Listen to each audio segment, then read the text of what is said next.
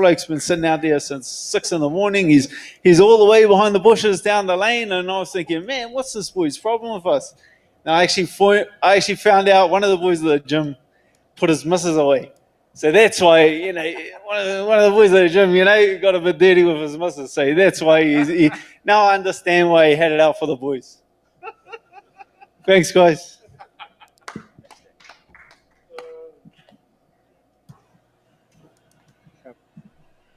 Well, there we were. Hello, hello. Yes, that quick was Dan. Yeah, hello. Hello. We are live, right? We've been live for a little bit, okay? Oh, we've been live for a little bit. Hello, everyone. First day on the job. Hey, listen. This is Hollywood work sometimes. All right, it's we party hard. We're not always sharp when the cameras come on. Thank you everyone for joining in. As you can see, that was the end of the Dan Hooker scrum. We will be having the weigh-ins live at the top of the hour, but we wanted to give you a little bit of Dan Hooker. That full scrum will of course be available on YouTube and MMAfighting.com later today. So what happened in the scrum? He was just talking about New Zealand. Is he not fighting? Mm-hmm. Is he making what's going on? He should be fighting. So he's on weight, everything? So Well, we don't know about that. Now we're going to find out.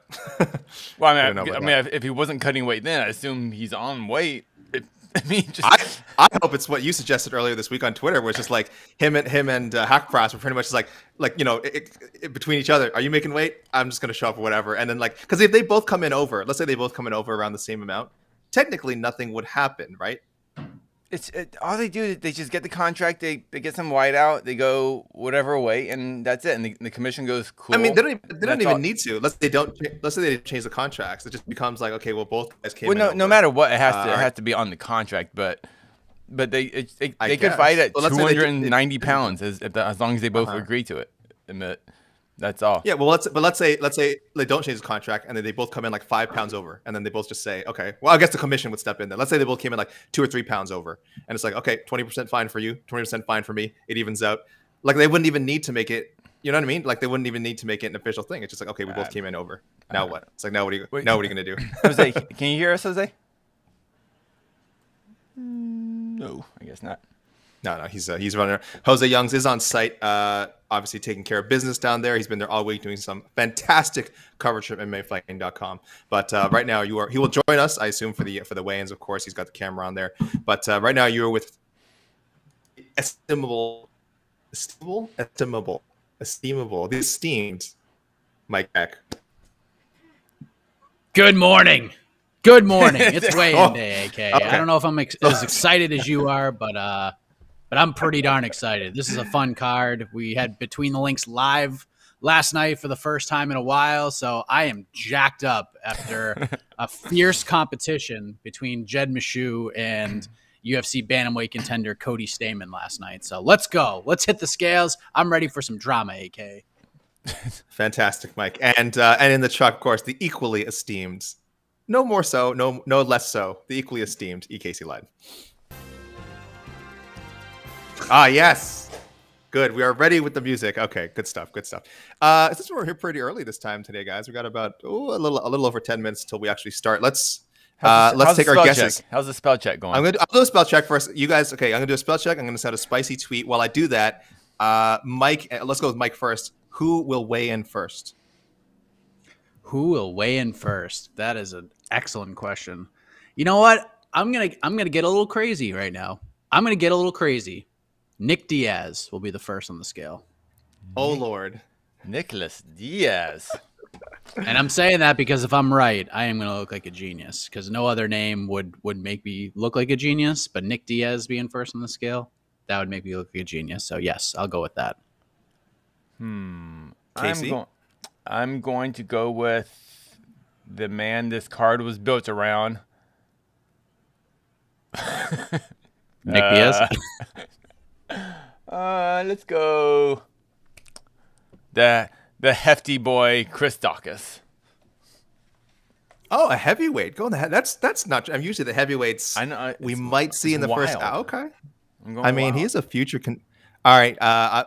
Shall I announce live typo corrections?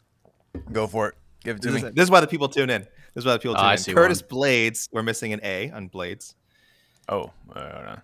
Marab Davalishvili. I think too many L's. I think it's just one L. Yeah, lose an L on both double L's. Wait, hold on. Sides, yes. Where is Marab's name? Which side is he on? Oh, there it is. He's on the right side. Yeah. Hold on. This is exciting stuff. I can't believe we're letting people see this. This is like this should have Patreon to see this kind of content. This should be like Patreon only user content. Like this is sick stuff. That's correct. Else? Yes. Matthew Semelsberger. We've got a I there instead of an L in the Semi the Jedi.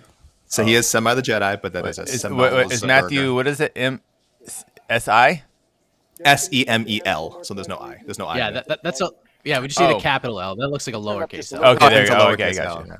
I saw. Riveting stuff. Riveting stuff. Other than that, I think we're golden. I think we are golden. Oh no, one more. Always common. Taila Santos, not Talia Santos. T-A-I-L-A. Taila. This happens all the time. I actually had to correct this error on our own site earlier. People are really seeing how this. Wait, was it T-A-L what? T-A-I-L-A. Oh. All right, now let me send out that's T-A-I-L-A. Wait, so is the spelling's good now? I think we're golden, yeah. Because I'm ready to fire out a tweet now. So our viewership. So say the spelling is officially correct. Casey, this weigh-in results spelling graphic here is now official.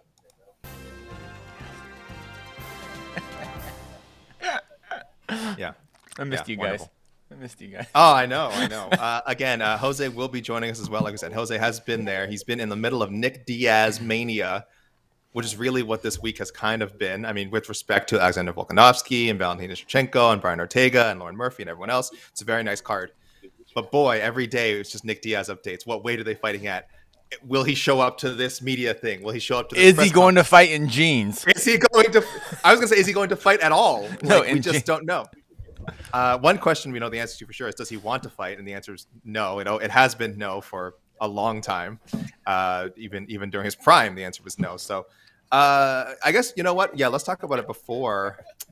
I should let people know there. 9 minutes till the weigh-ins officially start. I want to wait. Shouldn't I wait till we'll be talking about it so much. What am I kidding? Mike, give me your Nick Diaz thoughts from everything you've seen so far. Yeah, I mean, it's kind of what I expected. It's what a lot of other people probably expected. It's a Nick Diaz fight week where anything can happen. Anything can and will happen, and it's happening. So, I mean, it's been 6 years, over 6 years since we've got to experience a Nick Diaz fight week. So, for a lot of new fans, you're experiencing this for the first time. For those of us who have been covering and following the sport for a long time, this is par for the course. So the Okamoto interview was a little puzzling, but at the same time, it's still kind of Nick being Nick. So yeah, just a typical Nick Diaz fight week, especially for those new fans. This is kind of what we've seen his entire career, for the last decade or so. I've been to more Nick Diaz fights maybe than any other media member, to be honest, because I worked with Elite XC and Strikeforce, so I was at pretty much all of his fights except for I think one. I wasn't at the Zaromskis fight, but Nick Diaz yesterday at the press conference, that was the most positive Nick Diaz I've ever seen, especially one day before the weigh-ins. Maybe because the fight's at 185. I'm not sure. Maybe because he doesn't have to. He's not cutting weight. Maybe. I mean, I assume he's cutting a little weight. But that was. I thought that was very out of character in a positive way, not a bad thing. But no, I remember I was at the Nick Diaz KJ Noons fight when the same fight that Kimbo Slice made his MMA debut on. You know, I've been at so many of his fights. I was at the Thomas Denny fight, which is like one of the craziest fights I've been at atmosphere-wise. That was in Stockton. And, yeah, Nick, coming into this week, especially after the Okamoto interview, I was very worried about Nick Diaz. But his kind of, I mean, he is very positive at the press conference yesterday.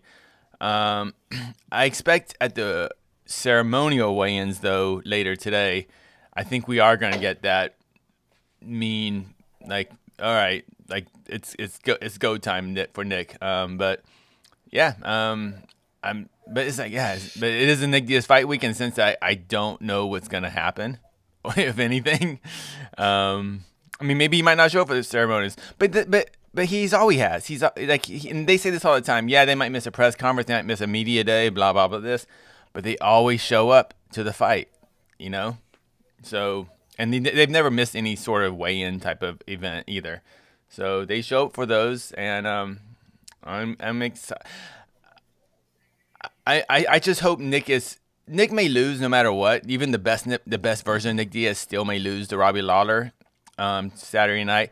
But I just hope we get a prepared, trained Nick Diaz. That's all. We're not just a guy going out there, to make a few $100,000. Casey, you sound conflicted. I sense a lot of conflict there. I sense a lot of some angst almost. I think that might be a strong word. I sense a little bit of angst ahead of what's happening here. His first fight since January 2015, 2,000. What's the number? 2,429 days. His first fight. He hasn't won a fight since October 29th, 2011. BJ Penn, unanimous decision, UFC 137. So I'll be honest, I'm one of the people who I thought this was going to fall out like weeks ago. Like, well, I thought we would have known, there would have been no drama, fight week drama with Nick. I thought we would have known either 3 weeks ago whether this fight wasn't happening for whatever reason, and we wouldn't even be talking about it by the time fight week rolled around. But that was kind of me being a bit of a pessimist. It's great that he is here. He does seem to be ready to fight. I think putting it up to 185 pounds was a good choice. So, why add the extra stress of this weight cut? The 185 really worries me. Yeah, I'm with Cody Stamen when Cody Stamen said, because to me that's just a sign that he didn't train as much as he should have. Because once, I mean, it's always great to be with you guys on the Daniel Cormier weigh-in show. Dean Thomas, you have a unique role today, as I understand it. Yeah, they got me roving around. I'm going to be doing interviews. They got me like Wayne Brady on the mic today. So I feel good about this. But all right, we have a live feed to John Anik right now. All right, well, as Dan Hellie said off the top of the show, a lot of the high-profile athletes are already here. Valentina Shevchenko is within eyesight. Magic Marlin Marice, his opponent, Merab Dvalishvili, is here. And Dan Hooker is in the building, folks. But a little preview of the main event, right? Alexander Volkanovski taking on Brian Ortega. Second title defense for Volko at 145 pounds. Mute Jose's feed for now. Comes down to strategy. I think Volkanovski is one of the best strategists in the game. And he's going up or mute us. Who, as we've seen, you know what's happening? Really they have a feed. He's talking to a mic. All right, so Valentin is right. Okay. He's talking to a mic, but the audio guy has that audio going into the box, the audio box, and that audio is being sent to us. So that's a mistake on their end, but hey. Oh, fantastic! We should have kept it on. We could have heard some. No, we got it. Okay, let's spy on John Anik real quick. Okay, well, okay. In situations like this, where they have a chance, where they have that type of confidence, I think Lauren Murphy has the confidence. She's got the game plan. She may be able to pull off an upset. All right, and before we send it back to the fellas there in the DC studio, quick thoughts on Nick Diaz returning for the first time since January of 2015 against Robbie Lawler, up 15 pounds at 185. Yeah, I didn't like the 15-pound thing, but listen, Robbie is game. Robbie came to fight. He didn't care. Are they listening to our feed? Right. What the stipulations were. Robbie's here to fight. Hi, John. I can't wait to see that one. All right, well, we always get excited for pay-per-views, but this one has a decidedly special feel with Nick Diaz back in the building for the first time in 6 years. Couple of title fights, plenty more from Dean Thomas over the course of the next 2 hours. Dan Hellie, your mic is hot, my friend. It's all you.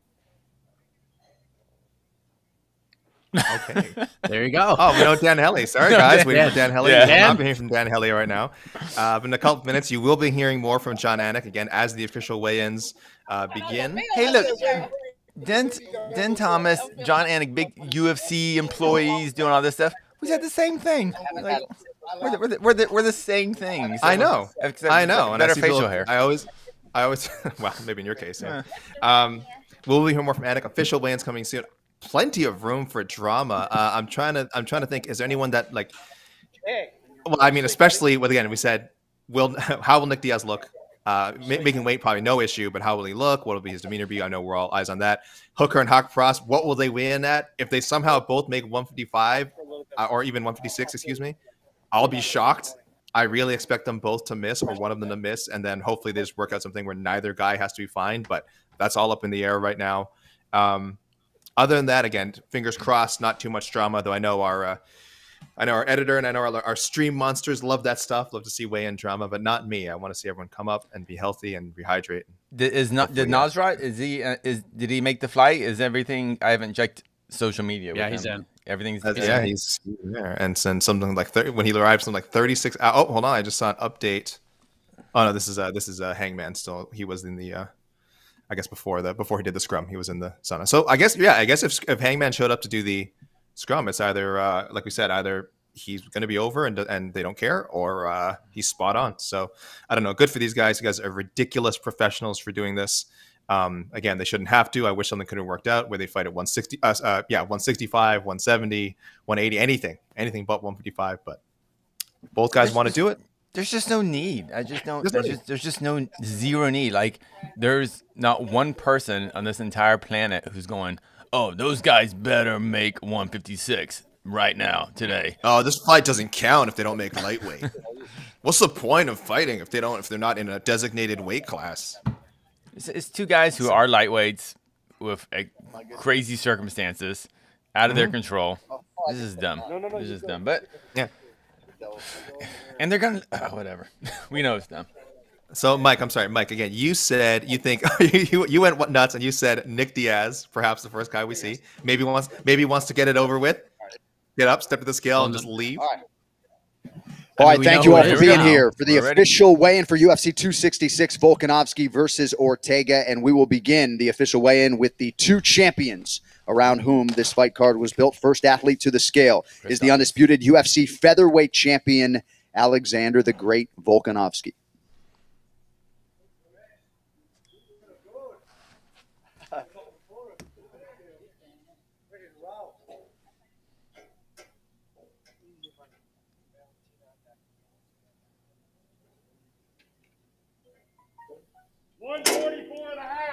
$144.5, the official weight for the champion, Alexander Volkanovski.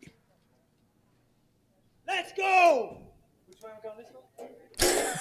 144.5 for Alexander Volkanovski, no problem. All right, next fighter to the scale, the most dominant champion in the UFC today, the future Hall of Famer, undisputed UFC flyweight champion, Valentina Shevchenko.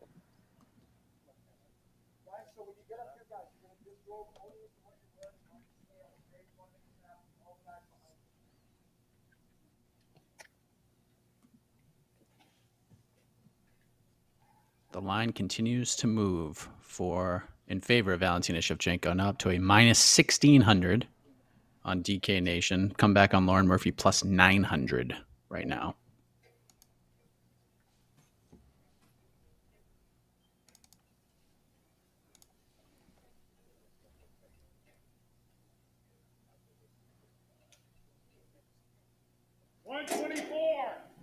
$124, the official weight for Valentina Shevchenko. 124 for Valentina Shevchenko. Both defending champions coming in successfully, a shade under the limit. I think they're. All right, next fighter to the scale, competing in a prelim you can see live on ESPN News in the UFC's lightweight division, Nasrat Haqparast. Oh, here we go. On half of one of our more intriguing weigh-ins. Arrived in Vegas, I think, yesterday or late Wednesday, but no time. I'm going to audibly applause if he makes it.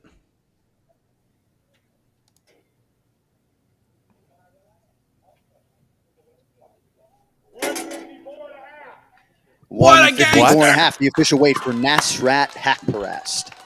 154.5. Championship weight. That's ridiculous. I have to wonder if the scale is that scale's light. That's a light scale. Because everyone's whatever. Which is fine. Even let's say it's a pound, he still made 155.5. Was it 154? Next athlete to the scale in the UFC's featherweight division, competing live on UFC Fight Pass tomorrow, Omar Morales. Was it 150? Officially 154.5. Yes. All right. Yeah, that is a light scale. I do think the scale is like what's coming a pound under, so. I didn't scale a little light, but either way, he made it. Doesn't matter. Pound under. Good for him. Yeah, with scales correct, he made it. So. Amazing. 145.5, the official weight for Omar Morales. 145.5 for Omar Morales, part of the very, very first fight on this card. I'll be fighting Jonathan Pierce. All right, next fighter to the scale, perennial lightweight contender, number 8 in the world at present, Dan the Hangman Hooker. Oh my goodness. 148. Hooker. This could be the first official fight, too.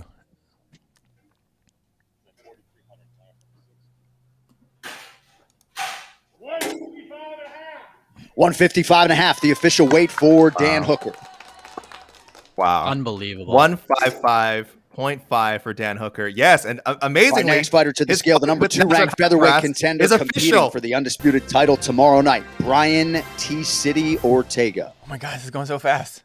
Too much excitement. And now here comes Brian Ortega, who never makes featherweight easy. 144, the official weight for Brian Ortega. Your UFC featherweight title fight is official. Oh, he said, wow. He said the line. 4. Did it for us. John Anik, stop taking everything that AK Lee's worked for. Half a pound under the champion. Look at All right, next fighter to the scale, one half of the featured prelim live on ESPN News. 6th ranked in the bantamweight division, Magic Marlin Marice. Huge fight for Marlin Marice.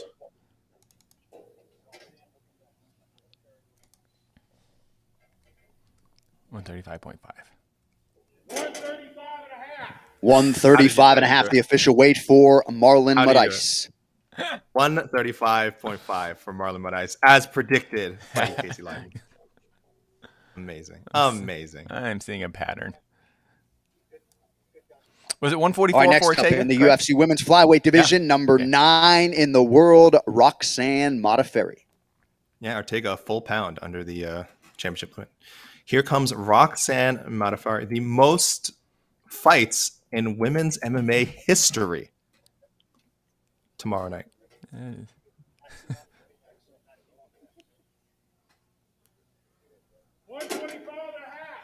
125.5, the official weight for Roxanne Modafferi. 125.5 for Modafferi. If you count tough fights, Ultimate Fight, she has 5 Ultimate Fighter fights. She's already the record, but tomorrow, if counting professional non-exhibition bouts. All right, next fighter to the scale, set to make his UFC debut here tomorrow night in the middleweight division. He is Nick Maximove. Nick Maximove. A lot of hype around this young man. Friend of the Diaz's, 6-0 as a pro so far. 185.5, the official weight for Nick Maximove. 185.5 for Nick Maximove. He used to be a heavyweight, right? No, he had to take it. No, he wasn't. All right, next fighter to the scale. He is the other half of that featured prelim live on ESPN News, number 11 in the UFC's bantamweight division, Merab Dvalishvili. I hope this fight's awesome. I'm really excited for this fight. I just hope it's awesome. Whoa.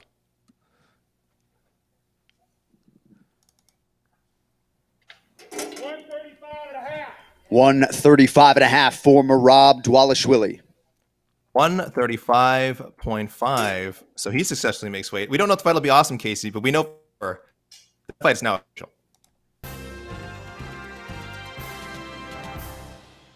Dang. 2 official fights so far. 3. Oh, that's right. I'm sorry. John Anik threw me off when he stole my stole my line. He threw me off. I've only done 2. Took everything you had. Yeah. He took everything, and I'm just lost now. Wow. Pretty no breaks. Got a light scale today, so that's good for the fighters. So, why is the next person not on All right, next fighter to the scale, competing live on pay-per-view in the women's flyweight division, number 5 in the world, Cynthia Calvio. Ooh. Oh, God, we have so many ranked flyweights on this card. Because this card freaking rules. That's why. Cynthia Calvio. This fight is not being talked about. 126, the official weight for Cynthia Calvio. 126 for Cynthia Calvio. By the way, everyone know John Anik, he's reading up the UFC rankings, not the MMA fighting global rankings, which we all know, the real rankings. So we'll mention those. All right, next fighter to the scale, ranked 12th in the women's flyweight division, Taila Santos. Taila Santos. Good job, AK. I'm taking hit. He took my line, all right? Yeah.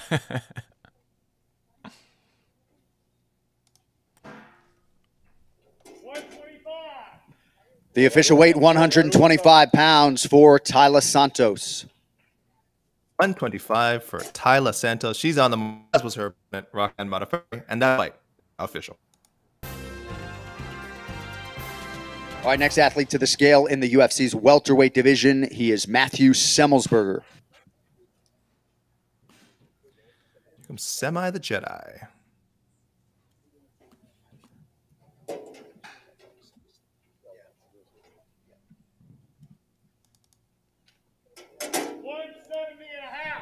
$170.5, the official weight for Semi the Jedi, Matthew Semelsberger.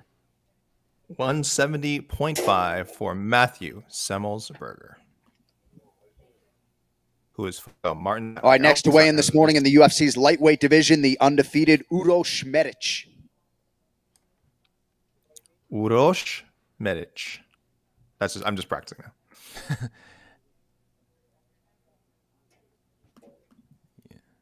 Jed was very high on this fight. 156 for Uroš Medic. With the sunglasses. 1.5. I mean, it's probably 1.1 an ounce over with those sunglasses. Yeah. 156.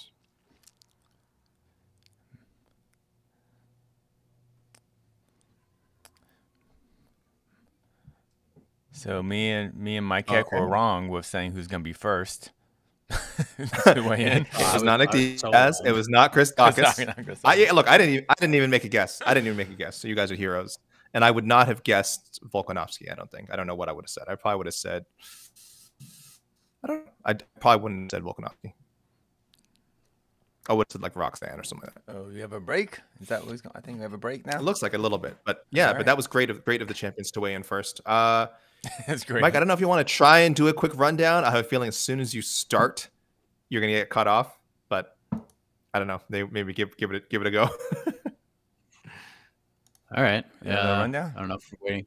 Yeah, we're waiting for rundown. He's gonna get interrupted right away. Oh, there it is. All right, the main event for the UFC featherweight title is official. Alexander Volkanovski, 144.5. Brian Ortega, the challenger, weighed in at 144. Second to the scale after Volkanovski was Valentina Shevchenko. She weighed in at 124, still awaiting the arrival of Lauren Murphy. Still awaiting the arrival of the 5-round non-title featured bout at 185 pounds between Robbie Lawler and Nick Diaz. Heavyweights Curtis Blades and Jairzinho Rozenstruik have yet to weigh in. Cynthia Calvio just weighed in at 126, still awaiting the arrival of Jessica Andraj. The featured preliminary bout in the bantamweight division, Marlin Marice, 135.5, as was Merab Dvalishvili. That fight is official. Dan Hooker, 155.5. After all the travel and the visa issues, but Nasrat Haqparast, who had visa issues of his own, weighed in at 154.5. That is just amazing. Still awaiting Shamil Abdurrahimov and Chris Dawkins for their heavyweight bout. Roxanne Modafferi, 125.5. She will face Taila Santos, who weighed in at 125. Uroš Medic weighed in at 156. He will take on Jalen Turner, yet to make the trip to the scale. Nick Maximove, 185.5. He will take on fellow debutant Cody Brundage, who took the fight on just a couple days' notice. So we'll wait his arrival to the scale. Matthew Semelsberger, 170.5. Welcome Martin Sano to the UFC, yet to weigh in. And Omar Morales weighed in at 145.5 for the featherweight opener of UFC 266, still waiting the arrival of Jonathan Pierce. Back to you, AK. Thank you, Mike. Yeah, we've got a lot to wait for still. We've lost our feed for a second there, guys. We'll have that back ASAP. Is that Cody Stamen? What's up? Casey, remember? Is that Cody Stamen up there in the corner? Yeah. Oh, The ending of between the BTL. links Drop between the links lines. Between the links reference, yeah. Okay, inside jokes. Yeah, between the links, inside jokes. Yes. Okay. Yeah, inside jokes people- the on people our get it. YouTube channel. Yeah. The people get it. That's people the get it. best show in mixed martial arts. Cody Brundage is an interesting case because I'm actually glad normally I would say fighters should not take UFC fights on 2 days notice, but it was this or he had a contender series bout actually booked in a couple of weeks. So he kind of made the right call, right? I don't know, Mike. I don't know how you feel about this. I don't know if you feel he was favored to win if he was probably gonna win that contender series bout and finally get that UFC contract, or do you think maybe he made the right call here, even though he's being fed to sort of another prospect? I mean, I feel like if there's any sort of fight to take on short notice in this kind of situation, I feel like this is probably the best opportunity for him. Gets a fellow contender series vet, fellow debuting fighter. So, I mean, it's this, or, maybe he somehow finds his way onto a card fighting, Dricus Duplessis or something like that, which would be not in his favor. So I feel like with the opportunity, the name, the opponent, the card, all of that, he's already preparing for a fight. I think he was just coming from Colorado, so it's not like it was a big jaunt and a big trip to Las Vegas for him. Yeah, I think this is as good as it can get for a guy taking a fight on 2 or 3 days notice, but that's just my opinion. Yeah, I like I said, I'm sort of in the agreement with that. Like, again, I know we love the contender series, but again, if you can get, he's done it before. Brundage, he lost to William Knight. If you can avoid having to do it again, I think you should. Again, not ideal circumstances. 2 days. He's kind of one of the weigh-ins I'm interested in seeing. I don't think 185 should be a huge problem. And again, he was preparing to fight first week of October, so probably close to weight anyway. So it shouldn't be too much of an issue. Definitely something to look out for, because again, some of our big storylines one of our big storylines, I just say, has already played out. Dan Hooker and Nasrat Haqparast both made weight. Casey, what did you think? Seeing both guys actually make the lightweight limit after arriving? I see most people saying they arrived in Vegas yesterday. Good on them. Unnecessary, but cool. Hey, and there's Jose. There's Jose. Yeah, Jose, guys. Jose is working his butt areas. Yep, we see you. I don't know if he can see us. We just wave to him. Okay, we got people coming up, guys. Don't worry. I will read off. We have updates coming in. I will read off. What's going on?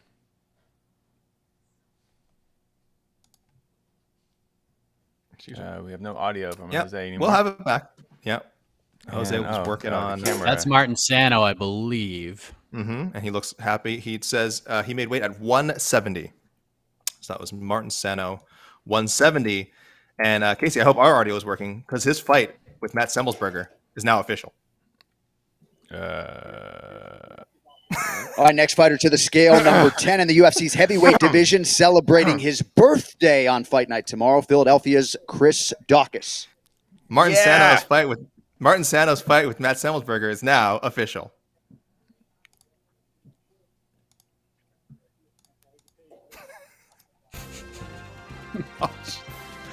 Everything got messed up, man. It's like, all right. Chill out, bro. This is the card that was built around this gentleman up here. Respect. 231 pounds, the official weight for Chris Daukaus. Chris Daukaus, 3-0 in the UFC so far. 230. Coming in at what was it? 230 what? Coming in as a svelte 231. 231.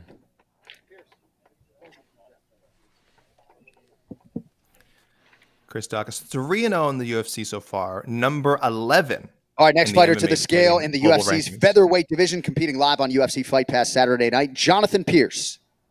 Here we go. The other opener, the other half of the early prelims opener, Jonathan Pierce. JSP. 145 and a half. 146. 145 and a half, the official weight for Jonathan Pierce. Point for Casey. And 145.5 for Jonathan Pierce. And his opening bout with Marlin else is now official.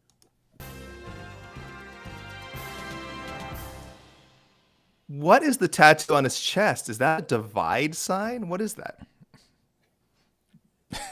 I don't know. That's a Jose question. Did you guys see that? What was that? I couldn't really see it. It was a divide or a yield? No, not yields. What's that sign? It's like a. We got to find out. Maybe it's not finished yet. I don't know. But there we go. We have another fight official. Looks like we have a slight pause coming up. But yeah, everything's cruising so far, guys. Everything is on weight. So people, you don't need to ask who has showed up, we have a graphic. We'll pop that graphic up occasionally and let you guys know. But yes, we have our champions. Our two champions, Alexander Volkanovski and Valentina Shevchenko on weight.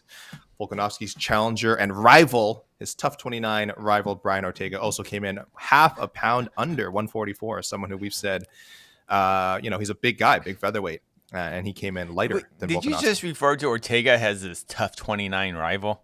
His Tough 29 blood nemesis. As everyone who watched, because we know we all watched Tough 29. We saw some of the nasty prankery that went on that show. Don't touch Ortega's car. That's all I know from the show. He filled Ortega's room with clocks. Ortega was all right, next fighter to the scale is the former UFC strawweight champion and the #1 ranked flyweight contender, Jessica Andraj.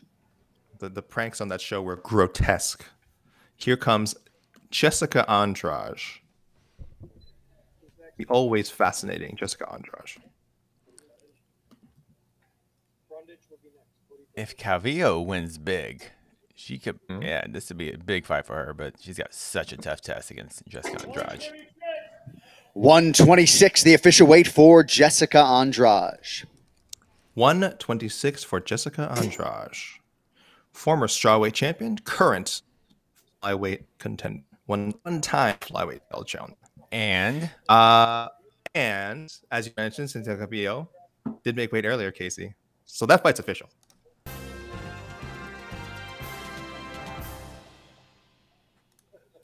All right, next athlete up in the UFC's middleweight division, making his UFC debut tomorrow, Cody Brundage. Okay. Oh, here we go, Mr. Brundage. Here we go. He's been scraping and clawing for this UFC call for a bit, and now he gets it on short notice. 2 days notice. He's a tall man. Can we zoom out, Mr.? No zoom out? All right, just a lot of... 185.5, the official weight for Cody Brundage. 185.5 for Cody Brundage. He is the husband of Bobby Cooper, correct, Mike? Yes. Okay. So there you go. She had. All right, next fighter to the scale in the UFC's lightweight division, Jalen the Tarantula Turner. Cody Brundage versus Nick Maximove is now official.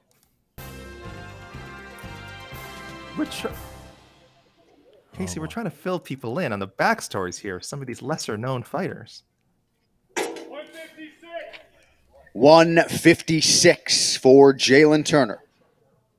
Jalen Turner, 156. The Tarantula. His fight with Uroš Medić is official. Dang. We okay, really here. I was off 6 fighters. I was off about Chris Dawkins not being the first fighter, but he is the first heavyweight to show up. So I'll take half credit for that. Which is surprising because 231, obviously, he's nowhere close to missing. He could have slept in for another hour and shown up later. Wouldn't have made it. He could have had a breakfast. He probably would have shown up at like 241. It wouldn't have made a difference. So good for him. Good for Chris Dawkins. Like I said, this guy is one of the rising names at heavyweight. Number 11 in our rankings. I assume top 10 already in the UFC's rankings. And again, 3-0. Looking good so far. 3-0, I think, all by finish, if I'm not mistaken. Let me just... Yes, 3-0. Yes, three knockouts. Just coming off a win over Alexei Oleinik. So Chris Dawkins, one to watch for sure. A guy we're still learning more about, but someone I think who's been pegged as a heavyweight prospect for some time, and he's shown it in the UFC. So very exciting. He'll be fighting Shamil Abdurakhimov, who I believe would be ranked, probably would be in our rankings if not for inactivity. He hasn't fought since 2019. Almost 2 years ago to this day, September 7th, 2019. You know what I'm gonna do while we have a little break? I'm gonna put our rankings into the. Oh no, you are crazy. Yeah. You are loco. Other people are gonna get weirded out. He's so confused. Yeah. We do have Volkanovski as 1, even though I don't have him ranked as 1. You're right. You know what? Put your rankings, Casey. How about that? Just my rankings. Yeah. Let's. You know what? Let's talk about this. If Brian Ortega wins on Saturday, Casey will be insufferable. Is that fair to say? Casey, you'll be insufferable. Is that fair? Well, generally I try to be that way every day, but go on. Mike, as you're well, I think all of us have either Volkanovski or Holloway as number 1. I think Volkanovski's just edged out Holloway. I think we have 3. Mike, who's number 1 in your rankings? I believe it's Volkanovski. Okay. Yeah, it's Volkanovski. Do we have Lawler ranked at welterweight at all? We do not. No. Okay. Lawler's not ranked right now. But yeah, Volkanovski. But Casey is ahead of the game right now. If Ortega wins, Casey, do you care if we openly disclose your rankings? Yeah, go for it. You are the rogue panelist. For people who have not figured this out yet, he is the rogue panelist. You have Volkanovski ranked behind Ortega. Mm-hmm. Behind AJ McKee. No, behind Ortega? Really? Behind Ortega, don't you? Oh, am I wrong? No. I have Holloway 1, Volkanovski 2, I think McKee 3, and then Ortega 4. Whatever happens, Max Holloway still is a bit still. No matter what happens. You've I'm looking at it right now. You have Holloway, McKee, Ortega, Volkanovski. Yeah. Okay. You have Volkanovski 4th. Yeah. So if Ortega wins on Saturday, you'll be the only one who doesn't have to change. It won't affect your featherweight rankings. My rankings stay the same. I mean, unless you feel like bumping Volkanovski down or bumping Ortega up. But I have a feeling if Ortega won, you would still have him behind McKee and actually no. Would you put him above McKee? If he dominates, if it's like a one-sided fight, then I have to think about it. The rankings could change up a bit. But if it's it has to be an incredible performance. But right now, whatever happens, Max is still the best featherweight in the world. Yeah, you still have Max number 1. But it's crazy, though, because if he wins, again, the rest of us are going to have to do a pretty decent shuffle of our rankings. Again, those who have Holloway number 1, maybe not as much. But you will probably either, again, just be able to keep them the same or make a minor shuffle with Ortega and McKee. That's bad. I don't think you would drop Volkanovski further. So you're ahead of, I don't know, Casey, you might be ahead of the game on this one. I know the odds are fairly even. I know Volkanovski is, as he never is heavy favorite to win this fight. I believe that both. What are they? What are the current odds around, Mike? According to DK, Volkanovski minus 190, Ortega plus 160. 7. Okay. I'm enjoying putting these rankings. Hold on. How do you feel? Why is it like this? Why is it like this for Volk? Why is what? What do you mean? Why is he not more heavily favored in these kind of fights? Why would he be? He's the champ. So being the champ just means it's more of a how many tickets you sell and like were you not injured? Were you available to take a fight at the right time? That's all being champ means. Come on, you know this, man. You are wearing UFC gold, the most prestigious, undisputed title in all of combat sports. How dare He's nearly you? a 2-1 favorite. Like, what do you think it should be? What did you say it was? Sorry, what did you say it was again? Minus 190. It's almost 2-1. I think that's with the way Ortega performed against the Korean Zombie. If you look at it from a stylistic perspective, and I think Jed Meshew made a great point, I feel like these two guys are each other's most interesting test right now. And I completely agree with everything Jed said on BTL last night. So, yeah, I think it's lined properly right now. I don't think it's unfair. I think it shows Volkanovski some respect. And I think right now, in terms of what betting lines are defined as, there's going to be money coming in on both sides with the line the way that it is right now. So I think once this line closes, I think it's actually going to be closer. I think we'll probably see Volkanovski minus 170 come fight time. Like I think there is going to be some money coming in on Ortega before they make the walk tomorrow. So I think the line's pretty spot on right now. It's I think you guys are right. Sorry, because now I'm looking back now at the Holloway Ortega line, and Holloway was less favored than Volkanovski is. This is when I guess Ortega has still had sort of the mystique of being kind of unbeaten and was finishing people left and right. This is according to Typology, by the way, so I'm sure depending what odds say you look at, it'll differ. But Typology says that Ortega was minus 105, Holloway was minus 115, so it was almost a pick 'em. That's how white hot Ortega was at the time. So I didn't realize Volkanovski is actually getting better odds to win than Holloway did. And I remember also I picked Ortega. Despite Sean Al-Shadi, I think we did a preview show. I picked Ortega. He was adamant that Holloway was going to win, and clearly he was the one who was right. It wasn't even close. It was straight up drubbing. You know what? Oh, I'm sorry. I'm putting the rankings in now. Not done putting the ranking. Look at these rankings now. This is fun. Look at that. Cool. Oh no, I picked Ortega. I picked Ortega to beat Holloway, and I'm picking Ortega to beat Volkanovski. Oh. So you're big. I'm an Ortega. Like I think Ortega's a great fighter as well. But I thought, I don't know. Like I said, but I was clearly wrong about the Holloway fight. I mean, it was a blowout. Well, I mean, what's his name? Ortega did break his hand badly in the first round, so that completely changed the fight. When Ortega's entire game, especially his jiu-jitsu game, is all based on his grips, and he had no grip. So yeah, it's just that's just how the fights go. You gotta keep your hands protected. I'm pretty sure I'm picking Volkanovski. I haven't done my official predictions yet. Mike, which way are you leaning right now? You know me, AK. To be the man, you got to beat the man, and I think Volkanovski is the man. I think he's, and I know a lot of people look at Jan Blachowicz as the most underappreciated champion, but if you look at the line of work that Volkanovski has put together throughout his career, especially in the UFC, I think he's the most underappreciated champion in the UFC right now. And this is not taking anything away from Brian Ortega, because I think he is a super talented guy. I thought his Korean Zombie performance was phenomenal. I just think Volkanovski is just so good. I just think he's better than Ortega everywhere. I know Ortega, like, his jiu-jitsu is top notch, but you got to get this fight to the ground. It's going to be really, really difficult to take Volkanovski down. It is very difficult to get that man on the mat. So I think Volkanovski is the better striker. But Ortega is a very interesting cat. He likes to think outside of the box. He's a pretty tricky guy, especially on the feet. So I think Ortega definitely has ways to win the fight, but I just think looking at it X's and O's wise on paper, I think Volkanovski's the guy that's going to get it done. Yeah, I agree. I assume, and by the way you're breaking it down, and you're going Volkanovski by decision. Yeah, decision or late finish, like maybe a fifth round finish. But Ortega's tough, man. He's super tough. He took a beating in that Holloway fight. So Volkanovski hasn't really shown, even though he's a very powerful guy, at least recently, he hasn't really shown that finishing prowess. He hasn't really needed it.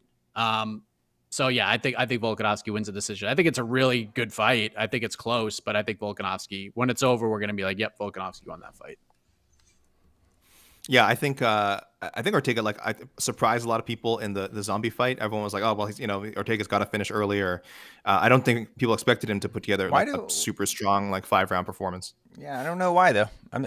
Are people just basing it solely on his performance against Holloway and him breaking his hand? I think just finishes in general. I think because he's a fight finisher. I think people are like, oh, okay, well, if he doesn't get a finish, he doesn't know how to win a decision or what have you. Like they just need to see it. They need to see him win a decision. And I think I might have picked Ortega by finish. I know I picked him to beat Zombie. I just don't remember if I said finish or decision. I think I said late finish. So he didn't quite get it. But yeah, I think he's more skilled than people think. He's not just this sort of out of nowhere finisher. I think he's a really skilled fighter. So Casey, do you think he can win? Do you think Ortega can win a decision? Absolutely. I think Ortega. I think Volkanovski will be incredibly hard to finish because he's such a smart fighter. But yeah. I'm picking. Man, I'm gonna go. But I do think Ortega will finish Volkanovski. I think he will submit him at some point. Ooh. Wow. Bold. Well, I know you guys. You guys are doing the preview show later, I think, or maybe not. No, we I don't know. After there will be a preview show.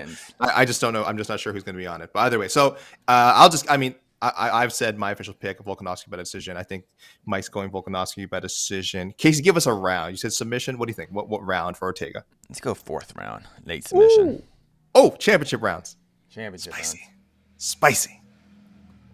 While we're waiting, I was hoping someone else would stroll up here, but while we're waiting, let's talk about the co-main event. I'm sure a lot of people who are looking at the fight and saying, "Oh, what is there to talk about?" It's Valentina Shevchenko. She's going for title defense, 6th consecutive title defense. If she's able to beat Lauren Murphy. I haven't looked at the odds, Mike. I'm assuming. Don't tell me. I'm assuming Shevchenko like minus 650. Minus 1,600. Oh, what? Yep. I mean, you know what? I don't know why I'm surprised. Oh, we got movement. We got movement. We'll go back to that in a moment. I don't know why we're actually. All right, next fighter to the scale is the man many of you came to see back for the first time since 2015 in the UFC's middleweight division, the iconic Nick Diaz. Iconic. I like it. Imagine if he weighed in at 171. I totally forget the weight that he asked for the weight up. It's like, oh yeah. God, you're too far under. The fight's canceled. They're too far under. Looks so cool in that Venom gear. With those snakes. Doesn't look right. That doesn't look right. I don't like it.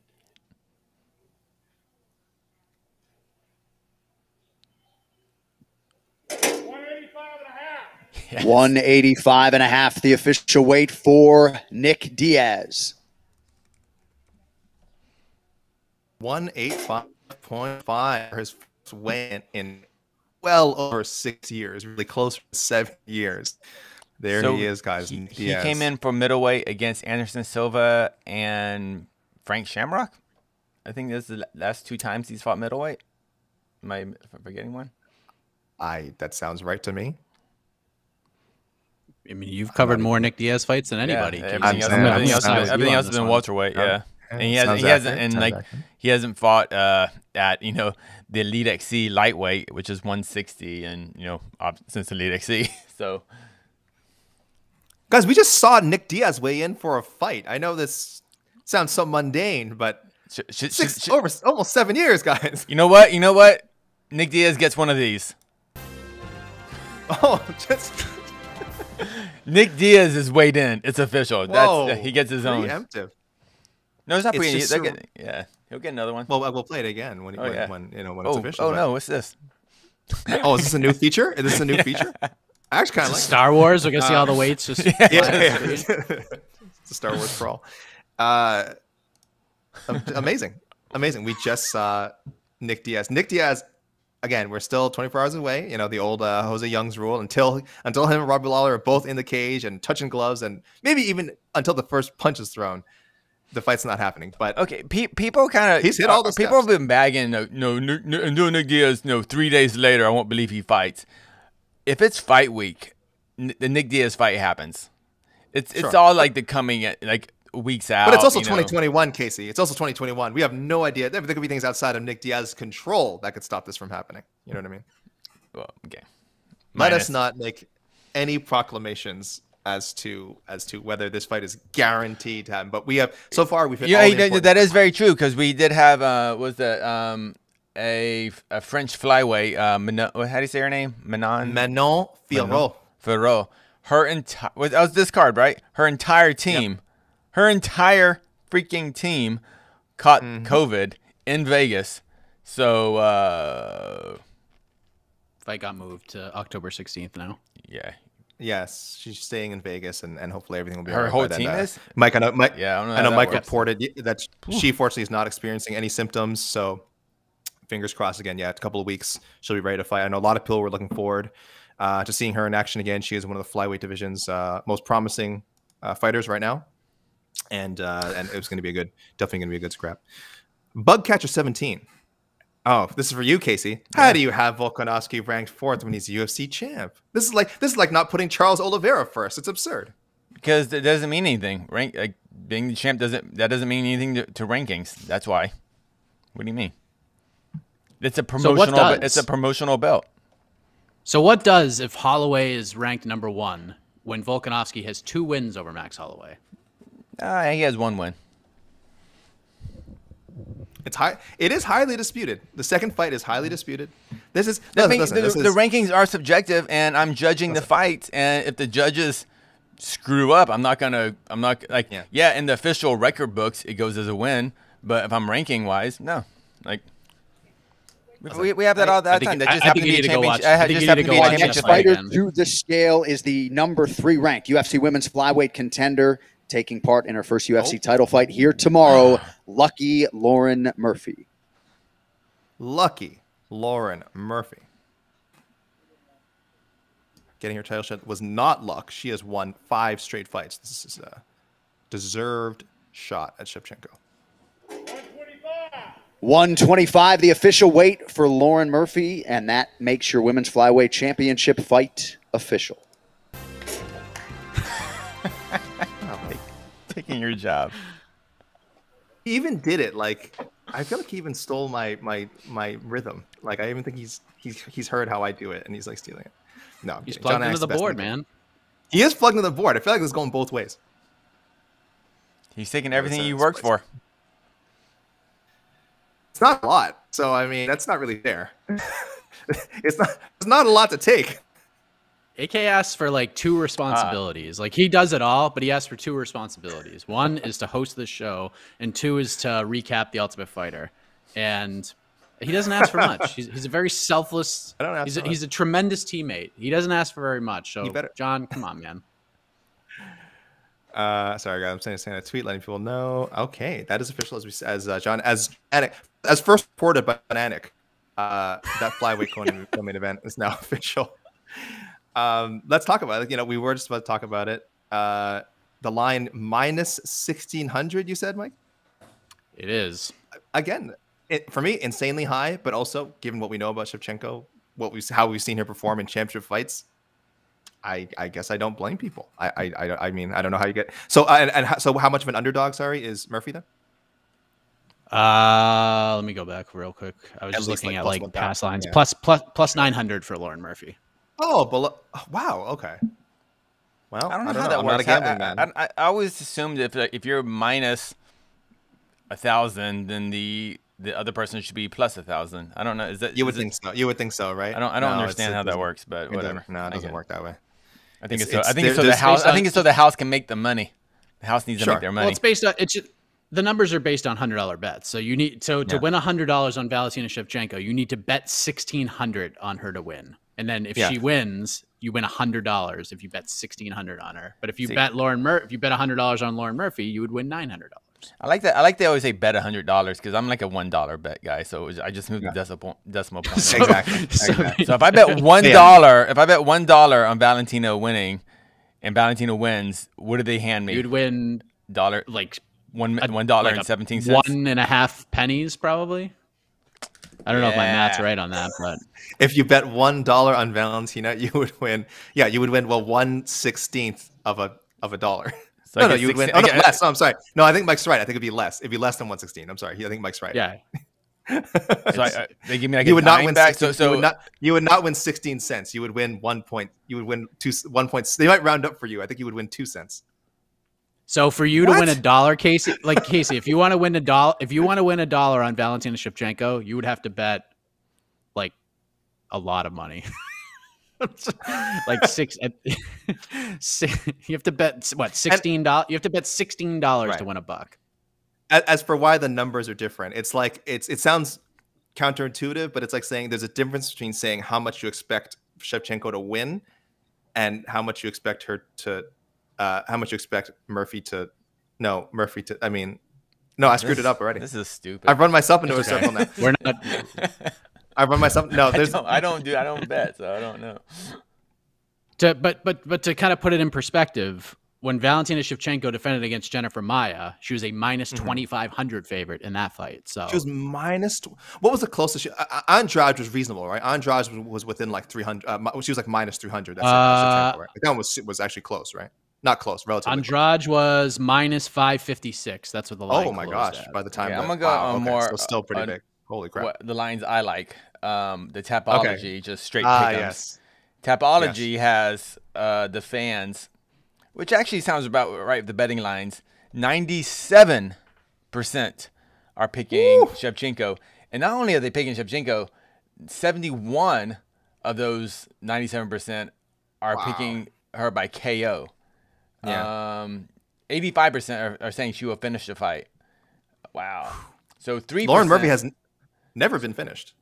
Yeah, Never. I know that's. I mean, I do like this fight. I mean, I'm heavy with Valentina, but I like this fight a lot. Yeah. I think Murphy's right. This is a different fighter. She's never fought before, like a different style. Not saying it's a style she can't defeat, but it is a different style. And Lauren Murphy might be the grittiest, toughest top-ranked flyweight out there.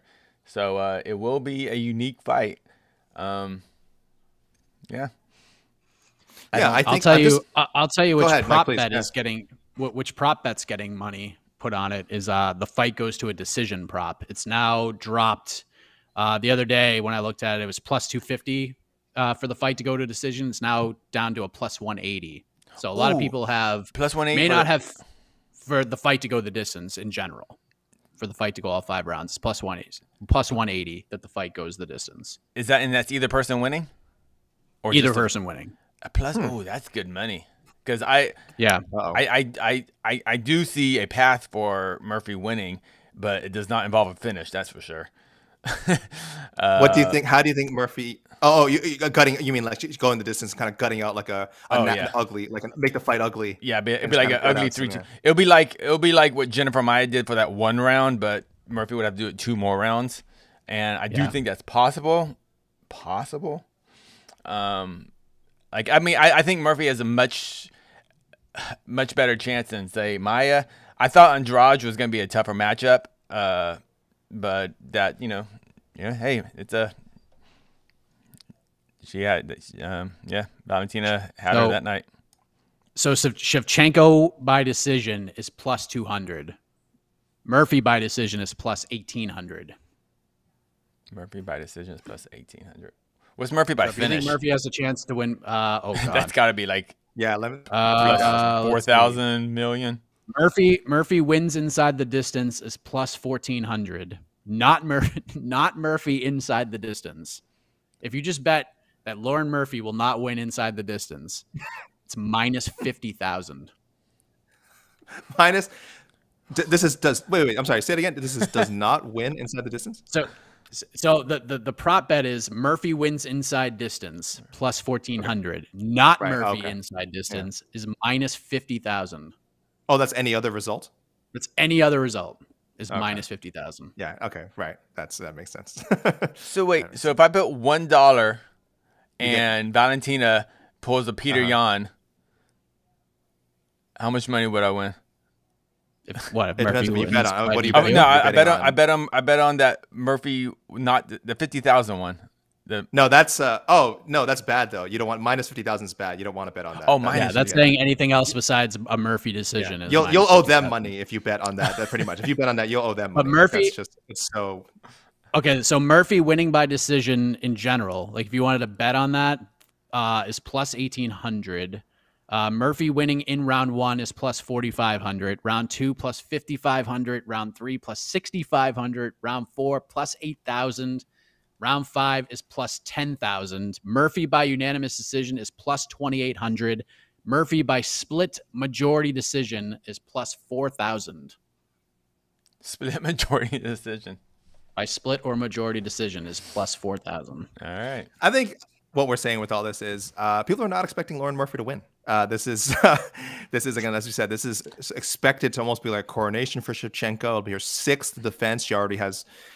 This will pass the amount of bantamweight title defenses that Amanda Nunes has. So Amanda Nunes has 5. But if you add in Amanda Nunes's featherweight title defenses, she will still hold the record for active, like longest champions win streak active right now. But if you're going just by division, Shevchenko will hold the record should she defeat Lauren Murphy, the active record for champions, current UFC champions. So there's a lot on the line for her. I mean, she's got everything going her way. She has a movie with Halle Berry coming out in November. Our own Damon Martin just wrote a wonderful little feature with where he interviewed Valentina and talked about her work with Halle Berry. So that's pretty cool, guys. Check that out on MMAfighting.com. And again, she's just chugging along and just beating all the contenders I think even after this, as we said, if she's lucky, if Calvillo puts on a strong performance against Andraj, she could have her next contender lined up. Calvillo's, again, case not as strong as like a Lauren Murphy or some of the other guys, the other ladies, excuse me, who have fought Shevchenko. But still, I think you could reasonably sell that if Shevchenko's like, I want to fight again in 3 months, and say Calvillo again beats Andraj. You guys think that's what will come next? That would be the fight. Yep. Yeah. Casey. Unless I'm forgetting someone. Yeah, Calvillo makes sense. I'm trying to. Kagan's out. Murphy. Never mind. That's yeah. Yeah. A lot of the other names, again, she's either already fought them or they're up and comers. Like, I mean, I know there's a lot of exciting names people want to talk about. Like we mentioned Firo and name like these are names that are 2 years away, from a title shot, and who knows what Valentina will, I don't know, move up to 135 to set up, get that rematch with Nunez. There's just a lot that can change. So I think Calvillo seems like the immediate answer for who's next, but we'll see. We'll see how she does it. I do think it goes the distance. I am going to go Shevchenko by decision, pretty convincing. I think, like I said, I think Murphy will be in there with her. What type of domination? Like Jennifer Maia, or we talking about a Carmouche type fight, which was like let's just never talk about that fight again. Oh, I think it'll be an entertaining one. I think it'll be one where we get to see every aspect of Valentina's game. Get to see her wrestling. Get to see her kickboxing. Get to see she's such a complete fighter. And when you get to see her show off, if you take her highlight reel, it's just so impressive. You get to see a little bit of everything. I think it'll be a little bit of everything in this one fight. And I think she'll need it. I think she'll need it to deal with Murphy. But I do see her winning 50-45, maybe 49-46. Well, again, and this is all with I all always say Murphy. She's a complete fighter, but the round she has lost against, say, like Nunez, even her first fight when she fought Kaufman, her fight against Maia, when you do put Valentina on her back near the cage, she will give rounds away. So, I mean, but I can see her giving rounds away strategically in a 5-round fight. But Shevchenko off her back, we haven't seen her be a threat off her back. So that outside of that, there's really no real weakness.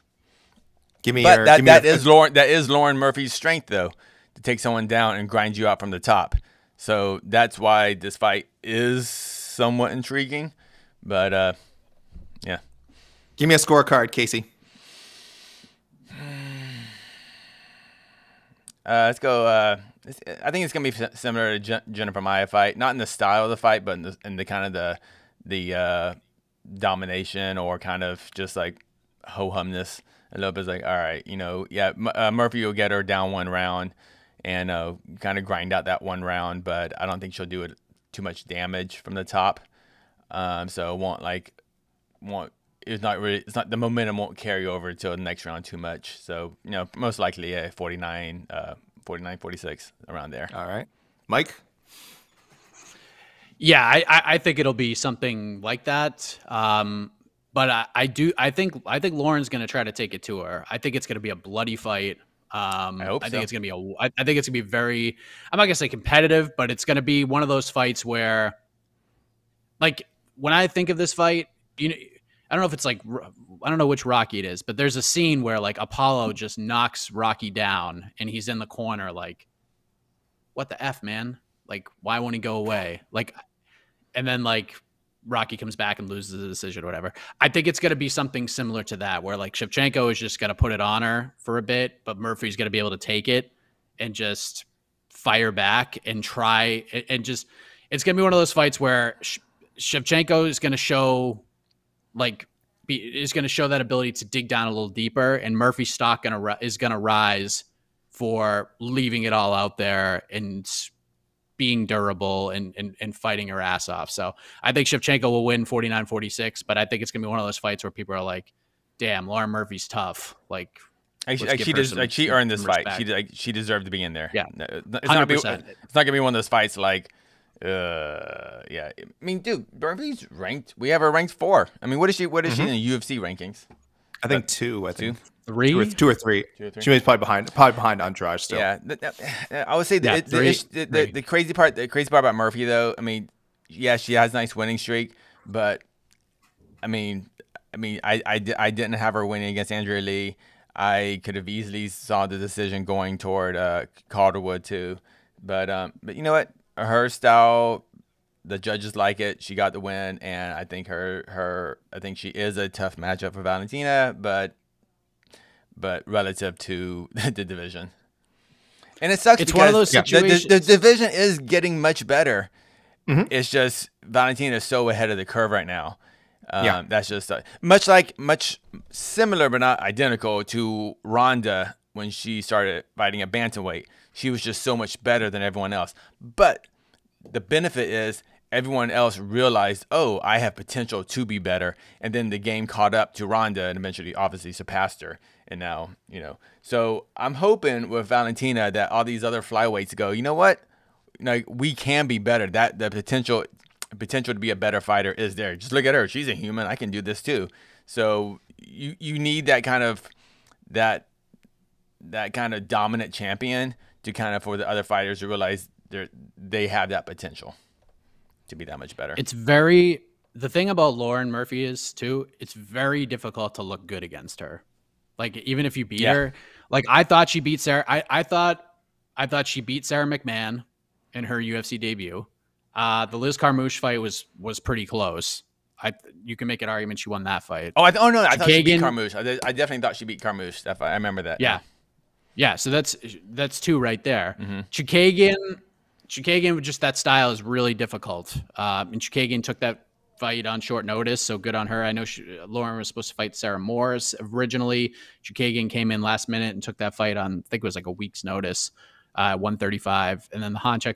It's very difficult to look good against Lauren. Like, you're in for a grindy kind of a fight. Mm-hmm. Like Chikagian's style was probably the best sort of matchup for Lauren because she could stay at space, land shots, and Lauren was still competitive in that fight as well, despite being outstruck and the numbers not being on her side. So, yes, I'm not going to come out here and say Lauren Murphy's going to beat Valentina Shevchenko tomorrow because it's not going to happen. But, I mean, you never know. I think her style, it's tough. You got to grind. Like, you got to get dirty and gritty to beat her. And it's not going to be something you're going to look great doing. It's just that's her style that she brings to the table. So who knows? Valentina could come out and do something spectacular. It would not surprise me, but I think this fight's going to be a lot more competitive than people think. The 49-46 scorecard that I'm throwing out there, it's not going to be like the story of the fight. I think the story of the fight will be like, damn, this is why we love MMA kind of a fight. Is there a fight similar that Shevchenko's fought that you think this will be like? Kind of like, it's kind of tough. Like, the crazy part about Valentina, and even in all her greatness, she hasn't really been in any awesome fights. Even the fight she loses, they're like her two fights against Nunes. Is that her only two losses in the UFC? Right? Yes. Yeah. Yep. Yeah. Like she has no, like, I don't even think she's even kind of like, no one's even come close to thinking, oh, that was a fight of the night. It's that. I'm not saying anything is bad about her. It's just kind of unique. I can't think of a fighter who's fought that many times and hasn't been even in her losses, been in a quote unquote great fight. She's had a great knockout. No, this is true. This is true. It's just her greatness. It's interesting. From her. Yeah, her greatness has been from her dominance. Mm-hmm. Again, I know, even though, like I said, there's been some performances that weren't like the Jennifer Maia fight and some other ones, that haven't been Carmouche, of course, dominant in that sense. But I mean, I think just her demeanor and like the way she takes care of business is sort of her appeal. But yeah, no, she hasn't been in a really, really classic fight. She's had great matchups, Joanna Jacek, on paper, I mean, Jessica Andraj. But yeah, none of it's really materialized into this super competitive fight. So maybe Murphy's the first one that gives it to her. I think it'll be a good fight. I don't know. But I'm going 50-45, and I think with a couple of close rounds in there, but I think Shevchenko still. And that's what I kind of mean about with Valentina. Because my next kind of thing I want to talk about is like, why isn't she a much bigger star? Why isn't she getting anywhere near the kind of anywhere near the Ronda Rousey type of appeal and dominance? Is it? I'm not like, what does the UFC need to do to, I don't know, just like make her a star? Because she's the thought of her headlining a pay-per-view is like outrageous. Like, she gets her if she headlines, it's for a fight night, a free card. Like, there's there's zero, unless it's against Nunes, and I don't even think the UFC wants to do that. Valentina headlining pay-per-view, despite her dominance, just doesn't seem at all feasible financially for the UFC. I mean, as much as even we kind of talk trash about Demetrius Johnson not selling pay-per-views. He headlined a lot of pay-per-views, but they're not giving Valentina that chance. Mike, the thing with Valentina, what more can be done? Yeah, go ahead. Yeah, I mean, the thing about Valentina is I kind of I want her to be a star in terms of her making as much money as possible and getting the opportunity to just load up the bank account so she can live a tremendous life and do whatever she wants. But I kind of like if you just paid her more money, I'd be happy. I kind of like the mystique in the mystery of Valentina Shevchenko. That's what makes her so interesting. It makes us think and ponder who she is behind the scenes. People thinking she's a spy and all these different things. She's some sort of superhero on the streets, fighting crime and saving the regular people from injustice and terrible situations. I kind of like the mystery of Valentina Shevchenko. It works for her. But I do understand what you're saying. Her fighting skills are unbelievable. And with that, in any other sport, she'd be a massive star. But the thing is, this sport is not based on how good you fight. It is at times, but it's more about, what kind of headlines can we write? What kind of trash talk? And Valentina's not a trash talker. When Valentina gets real, it's scary. You feel a different way about it. When she went out there and smoked Jessica Andrade and she talked about how angry she was and how she felt like she had to prove a point. I was nervous listening to her talk about that. I wasn't I was just oof, you're a scary woman. Well done. That's a bad mamma jamma right there. So Shevchenko's just kind of in a different place. You know what I mean? It's tough. There's not a lot of there's just not a lot of women who talk trash and kind of like Ronda tried and Ronda broke the mold, right? Mm-hmm. Valentina's just kind of at a different spot where I kind of dig. I don't want Valentina to be a trash. I'm not trying to imply Valentina's just start talking trash because that's not her, and I don't want it to be fake because, I mean, if you're going to move off in this fight, I think the Volkanovski trash talks. I get I like what Cody Stamen said. He's he's playing the game. He has to try to sell pay-per-views, and I just think it came off so bad, Volkanovski's trash talk, because Ortega was just what? All right, whatever. So, yeah, I'm really happy Valentina doesn't fake that. So, yeah, but that's why she's not a star, unfortunately, is because it's a shame. It's a shame. It's a sport that has been built, and it's been building in that way for 7-8 years since the Chaels and the Connors, and there's nothing wrong with that, but that's just the nature of the beast, unfortunately. Yeah, I think. Sorry, guys, I'm just in my chair here. I think one of the things with Valentina is that I think she doesn't have enough of mystique. I think you're right, Mike, that mystique can be very marketable, but she's actually pretty open with interviews. She does a decent amount of media. We kind of know who she are. I think my only concern is that what people know about her, for whatever reason, they don't find. Like you said, they kind of have to make up these things oh, she is this Russian secret agent stuff. They kind of create these narratives to make her more interesting than she is. I find her fascinating, but I understand that to the mainstream, it's I think her whole background of being Kyrgyz from Kyrgyzstan, but also she's deeply entrenched in the Peruvian culture. She lived there for so many years. She's done Peruvian reality shows. She speaks 3 languages. She's doing movies with Halle Berry. I think there's all these hooks. I just don't think any of them are so compelling that people have been able to sort of really dig into who she is. So I think not knowing who she is not the same as her having mystique. Unfortunately, I think you have to. You can be big if you have one or the other, and I don't think she has either. I don't think she has these hooks that people are really into. I don't think she has as Casey kind of said, she has not been in fights that are super memorable. There's the Jessica head kick, which was great. Otherwise, her highlight reel is pretty slim. As far as big, really, really big, impressive finishes, you really have to watch her in its entirety to appreciate her. So it's a little bit, and you guys brought up Demetrius Johnson as well. It's actually a little bit like DJ. It's a little bit like DJ. Mm-hmm. You have the occasional thing like the mighty whiz bar, and then other than that, it's if you're not watching him, you're not catching him in all these like viral moments, you know, like they had with Conor McGregor. Just these big crazy moments that people have seen millions of times. You don't have that with DJ. You don't have that with Valentina. So I don't know. I don't. And DJ, another person who was so proud about being a martial artist. Yeah. Yeah, same idea. Yeah, and a well-rounded person, like Valentina's like she likes dancing, she wants to do movies, you know. DJ, he loves playing video games and that kind of stuff. Like when people learned that about them, it made like a certain segment of the fan base like less interested in them. It's like, I don't want to know more about you. Like, so it's a very, very tricky thing. You have to be yourself and you have to have these hooks.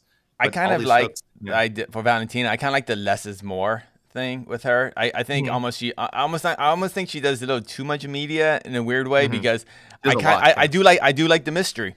I think that's what for Fedor for years that was his mystique. Who is he? He's just this guy that came out of the woods in Russia and he just lifts, you know, kettlebells and, you know, punches logs all day, and that's all we knew about him, you know. And then you kind of find out more about Fedor, you know, it's just kind of like, oh, he thinks that way about women fighting? Jeez, all right, I didn't want to know that, you know. Even so that's what I mean. I'm not saying Valentina is going to be problematic in that sense, but right. It's like Brock Lesnar is a great example, a less is more type thing, and like there's a mystery, you know. And even he lives in the woods. He lives in the woods, Casey. Yeah. Away from society. I mean, Nick Diaz has that in a sense, you know. We see Nick Diaz every once in a while. But then we just don't see him, you know, and so when we get to see him, it's just like, oh wow, you know, it's just everything he says.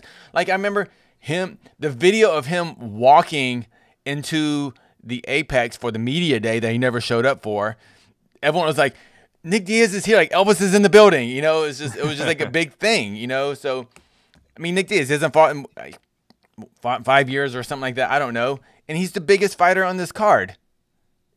You know what I mean? Like all these guys have all these Brian Ortegas, Volkanovskis, Shevchenkos have done these great things in the sport of mixed martial arts.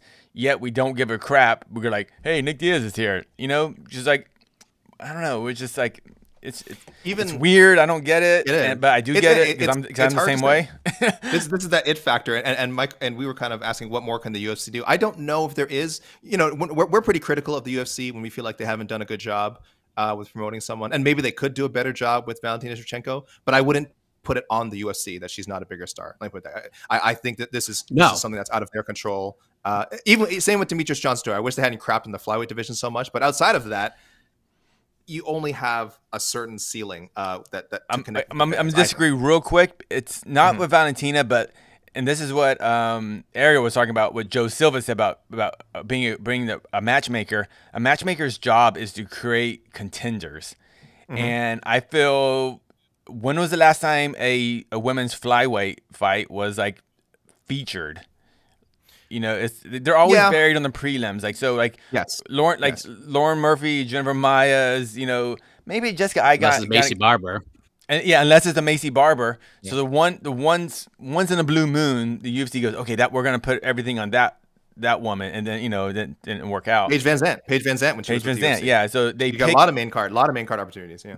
Yeah, but they seem to pick these fighters that they think are gonna move the needle more, but they're just not the martial artists necessary to win those fights, unfortunately. Yep. So. And one of the things that's tough is, especially when you're as dominant as DJ was, or as Valentina is, or even as Nunes is, you need to find a foil. Like sometimes the foil is the one that can put you over, and it happens sometimes. Right now, I think the UFC try to like do that with Macy Barber because she would have been like an interesting foil. She would have talked trash. She would have said, "I'll go out there and steamroll Valentina Shevchenko." Like she'll say the things that, you know, Valentina would have to react to. A lot of the women Valentina fights, like, they're just like, the only thing you can really say is she's human like we are.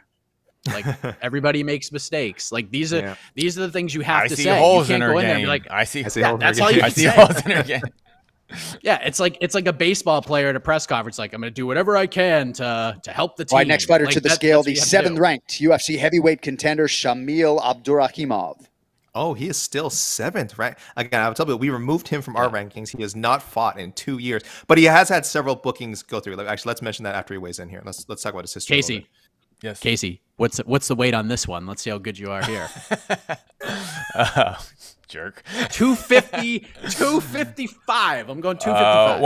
147 and a half. I'm excited.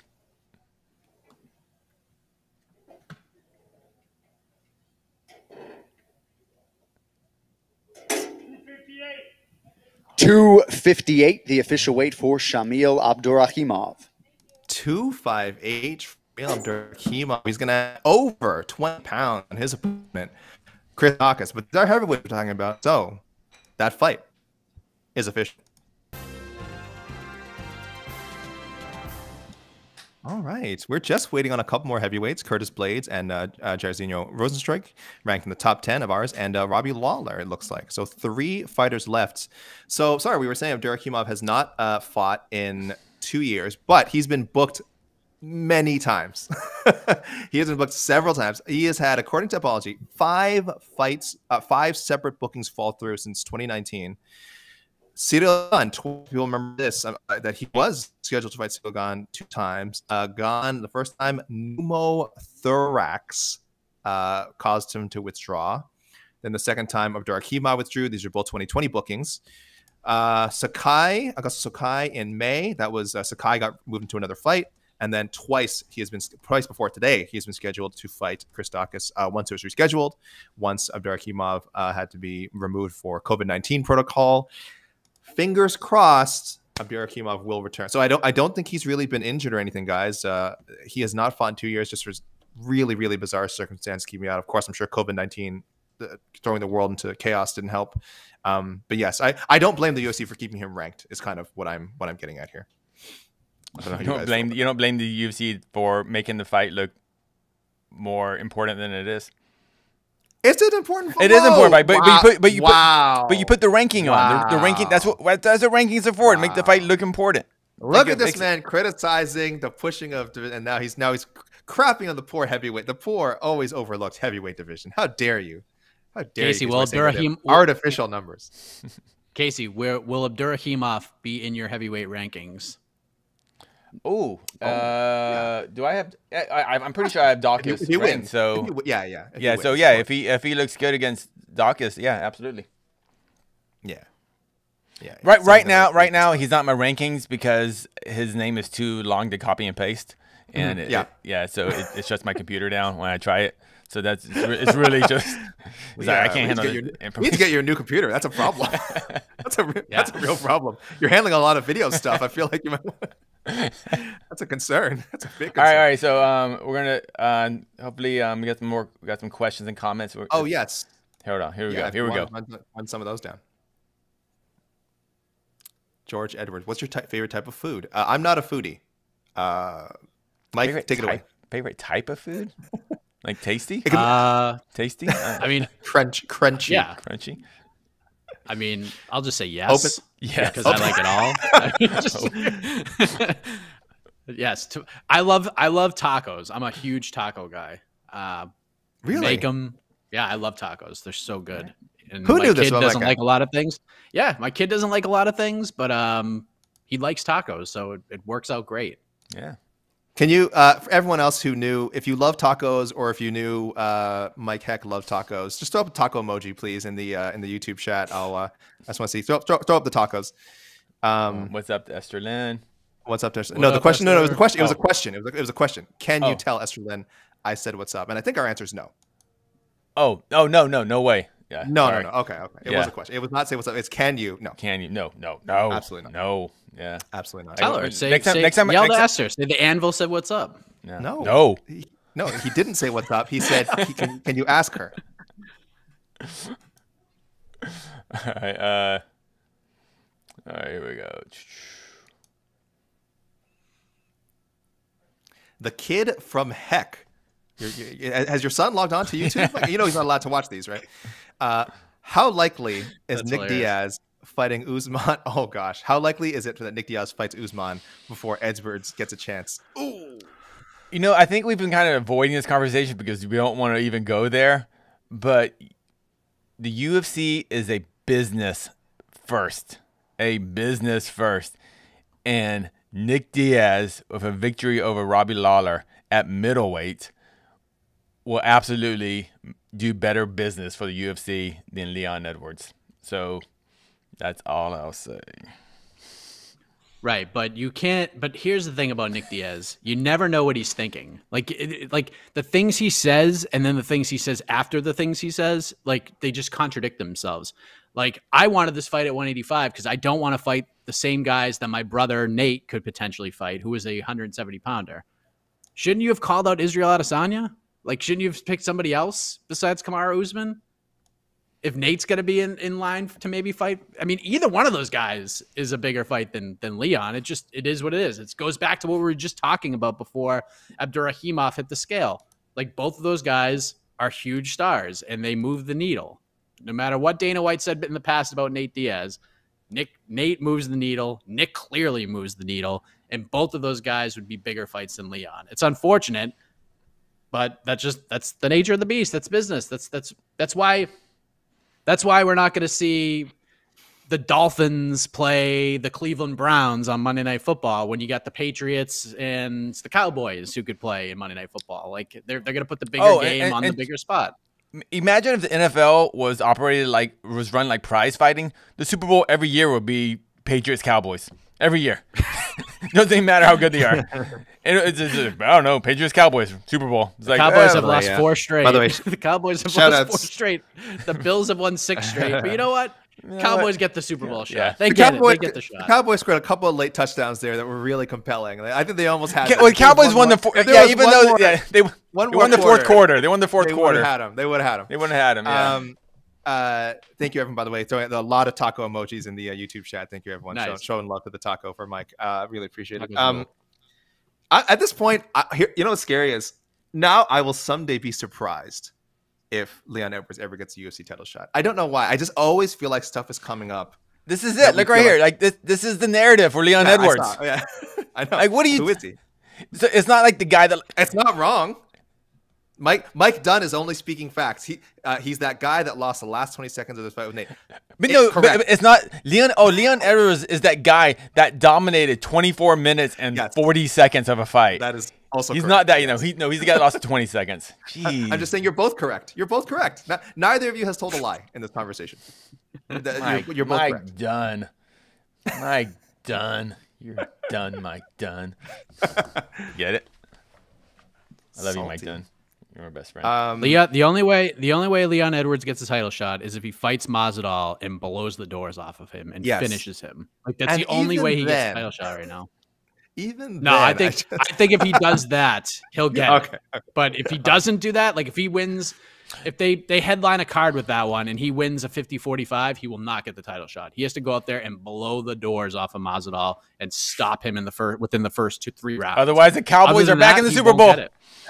That's right. Why is the barrier so high for him? Yeah. What is it about? Why? For Leon Edwards has to literally decapitate him, pull his head off, kick it out of the stadium, over the river, and then maybe if he negotiates right, he'll get a title fight. No, Mike is right. I hate saying that. I know he's right. I know he's right. Why is that? Why did it get to this point where he's become so unmarketable or so whatever? It's not even disliked. I don't think they dislike him. I wouldn't say the UFC dislikes him, but that they don't see him as someone that they are in any rush to put into the title picture. They took him out of the rankings, like, because he wouldn't agree to a fight. Like, it's just crazy. Yeah, you say don't like. I go don't. I'm going don't like. I'm going don't like. It's like I don't know. All right. And by the way, since there were like tweets and things and reports, Masvidal versus Edwards is nowhere near done. So just despite what interviews are out there and tweets have been put out there and Dana comments, it might have. I mean, it should happen. That's like the fight to make.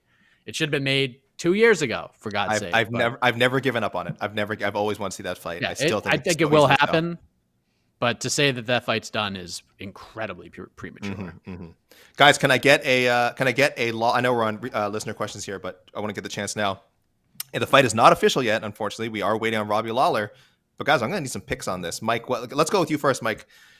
Robbie Lawler, Nick Diaz. What's happening? What's going down? God, I have no idea. I literally have no idea what to expect. Casey, on to you. All right, Mike, what do you think? I'll say Lawler wins a decision, but I mean, I literally have no idea. Honestly, you can't. to give an honest prediction for this fight, you have to make a lot of assumptions. And we're going under the assumptions that we're seeing a highly motivated, a well-trained and conditioned Nick Diaz. I'm going under that assumption. If that's the assumption, I do believe Nick Diaz wins with the Robbie Lawler we've seen recently. But I don't think that's the Nick Diaz we're going to get. And I'm hoping this isn't just a sad fight.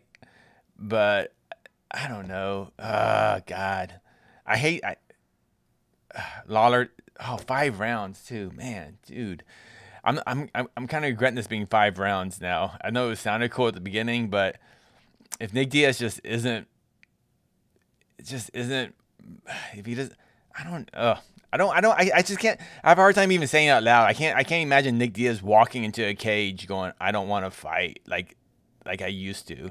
But I think once he gets out there and he sees Robbie Lawler across from him, then we maybe, who knows, maybe we'll get that same Nick Diaz taunting and Mazzagatti yelling at Nick Diaz, no talking, and stuff like that during the fight. But Lawler decision. I'll just say that Lawler decision. It hurts me kind of saying, 'cause I'm kind of a Nick Diaz mark because I've just been around him for so many years. Google 2 days in Stockton, a video I did a few years back. I stayed at Nick Diaz's home. It's his compound. it was a wild scene. I'm also going Lawler by decision. I think it might be a little bit of a depressing fight. I think he's gonna get knocked. He's gonna get knocked down in some of these rounds. I think he's super tough. I don't think he's gonna get knocked out. But I do think he's going to get knocked down. I think he's going to get hurt. I don't think Lawler is as washed as people think. I think he's had some unfavorable matchups. I think he's just been beaten by good guys. And not to say Nick Diaz isn't a good guy. Nick Diaz is a super skilled fighter. But, I mean, when you've been away from the game for this long, from competition, I mean, I don't know. Who's it going to be? Lawler. Come on, Lawler. So we summoned him. Yeah. And Jairzinho Rozdrike. Yeah, and this is all right. Next fighter to the scale is the former undisputed UFC welterweight champion, competing at middleweight here tomorrow night. Ruthless Robbie Lawler. Bob Lawler. Hey, safety first, Robbie Lawler. Look at that. Put your mask on. Over the nose and everything. Weighing in fully clothed. He's probably like 179. Yeah. 182 and a half. 181. 184, the official weight for Robbie Lawler. 184, and I can't believe I'm saying this, but Robbie Lawler versus Nick Diaz is official.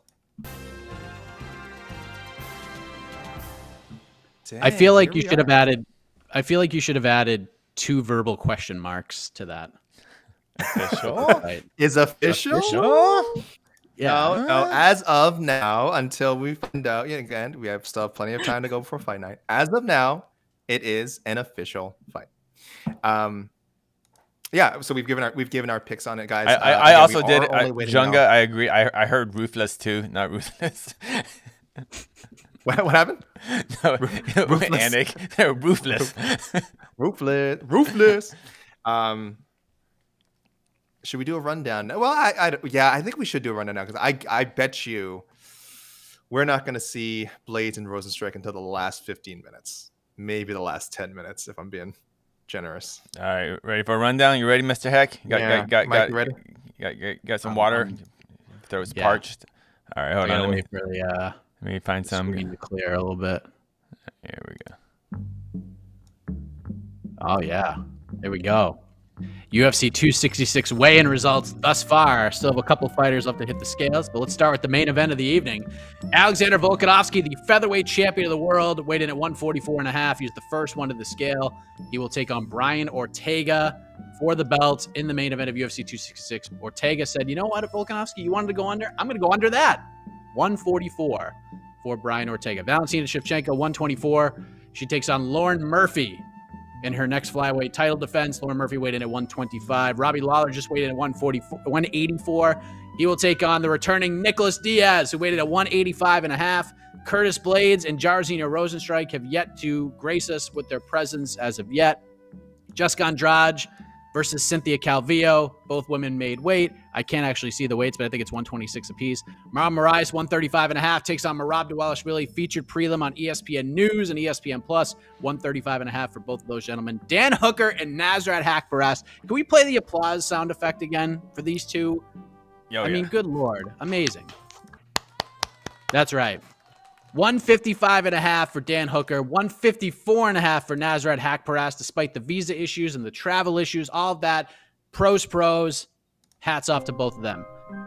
Jamil Abdurrahimov weighed in at 258 pounds. He will take on Chris Dawkins, who weighed in at 231 pounds. Roxanne Modafferi, 125.5, takes on Tyler Santos, who weighed in at 125. Uros Medic and Jalen the Tarantula Turner both weighed in at 156. Nick Maximove makes his UFC debut, 185.5, takes on Cody Brundage, taking this fight on just a few days' notice for his UFC debut. Brundage also weighed in at 185.5. Matthew the Jedi Semelsberger, 170.5, takes on the debuting Martin Sano, 170, and then Omar Morales weighed in at 145.5. He will take on Jonathan Pierce, JSP, who also weighed in at 145.5. That'll be the first fight of the night on UFC Fight Pass and ESPN Plus. Back to you, AK.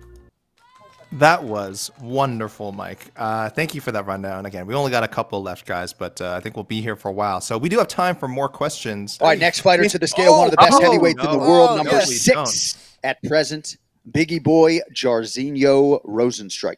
Stuff your question, viewers. We got Jairzinho coming up right now. They get very accurate rankings. We have him at 7, which is the same ranking pretty much because the champ is default not ranked in the UFC. Right.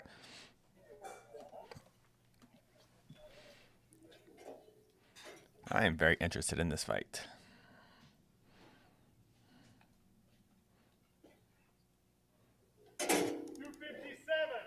$257, the official weight for Jairzinho Rozenstruik. 257 for Jairzinho. Our second biggest heavyweight, it's pound behind Abdurakhimov.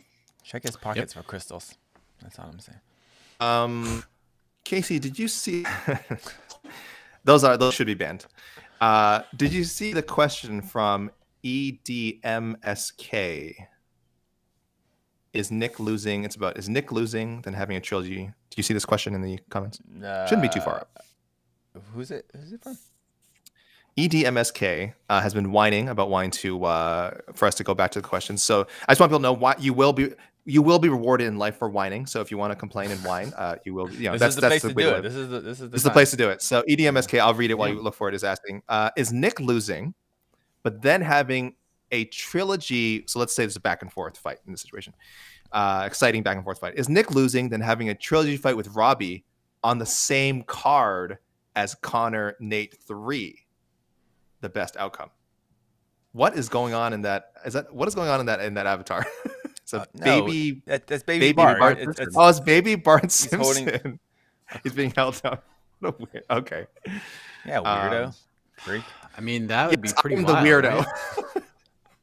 Right? I mean, what's the question? Sorry, wait. Is Nick losing? Wait. It seems like a lot of double negatives here. Wait. No. So I'll sum it up. Let's say Nick and Robbie have like a back and forth, like a really exciting fight, and this time Robbie wins to sort of even up the score. Would it be cool if they had a trilogy fight and then you put that fight on Conor Nate 3? So you have Conor Nate 3 and then Robbie Nate 3. If this Robbie Nick 3, excuse me. Oh, okay. So there's a lot of ifs here. Two big ifs. If Robbie wins and it's an exciting competitive fight, would they do a trilogy? That's the first question. Kind of. Yeah. But I think more importantly, just from a marketing standpoint, would it be cool to see those two fights end up on the same card? Have Nick and Nate ever fought on the same card? I don't think so. Not even. No. I don't know if they would. Yeah, I think that's kind of weird. I think it's they're not the Pettis brothers. They're not like the Dawkins brothers. It's like this is something different. I just don't think they. Yeah, I think I agree with Mike. They just wouldn't be on the same card.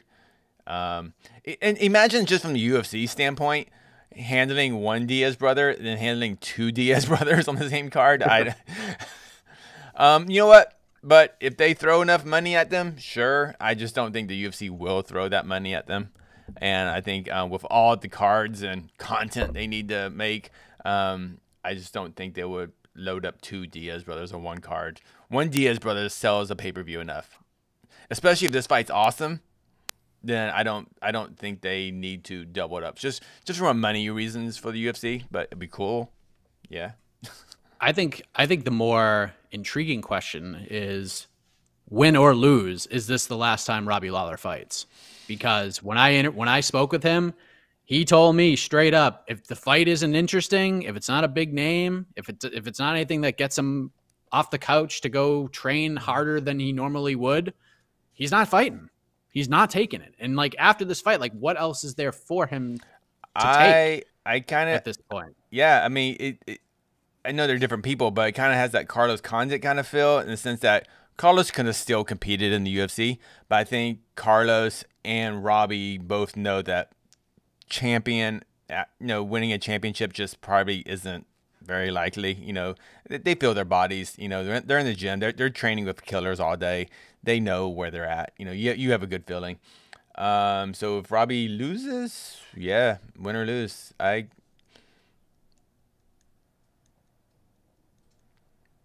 could see. Yeah, I could see this being Robbie's last fight. Yeah, but yeah, no one's really talking about that. You're right. But it's not because like he doesn't like fighting. He just would rather be with his family. Like he'd rather hang out with his kid and his family. He'd rather be home.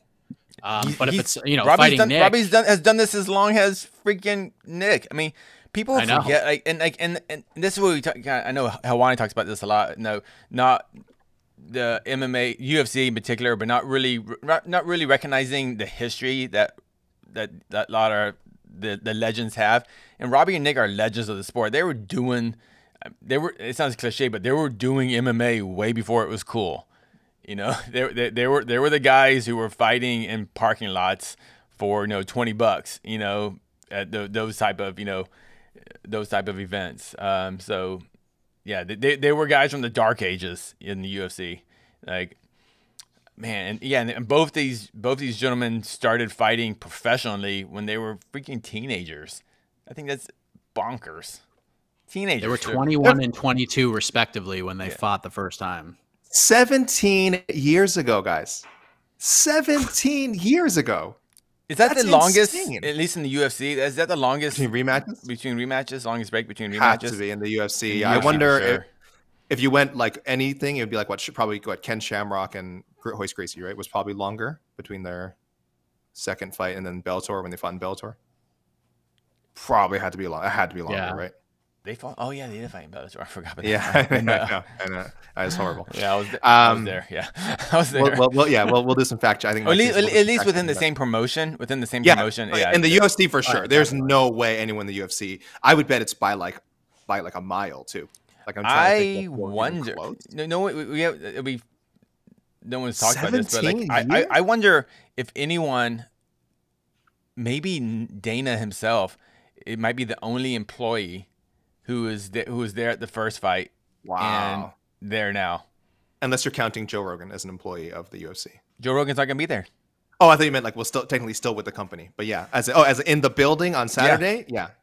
Joe Rogan, Dana White notably not be. Dana White might be literally the only person in the world in the building. Yeah. Maybe a couple media members, maybe a couple fans. But for the most part, years. Yeah, I think the only people who were at both fights. I mean, Robbie's got a different coaching staff, trainers. Nick might have maybe a couple of the same coaches. Maybe I don't know if Caesar. I'm not sure. I'm not sure about coaches. I know Robbie's coaching. His trainers are completely different from the first fight. Yeah. Royce Shamrock. The last time they fought in the UFC was in April of '95. They fought at Bellator 149 in February of 2016. So 21 years. Almost 21 years. Yeah. Who was it? What was it? Sorry, say it again. What was that again? The last time, like when Gracie Shamrock last fought in the UFC, it was April of '95. They fought in Bellator at Bellator 149 in February of 2016. So just under 21 years. That's insane. That is absolutely insane. Shamrock lost via strikes in that fight. Had a huge gap. I'm sure they had a huge gap. It probably wasn't 17 years. Corey Jackson, thank you for the note. I don't think it was 17 years. But yeah, I guess there must have been a big gap. But probably not as big in your mind as you're thinking. I guess I'll do a quick check in case. Corey Jackson brought it up. I will do a quick check to see. But I don't think it was more than.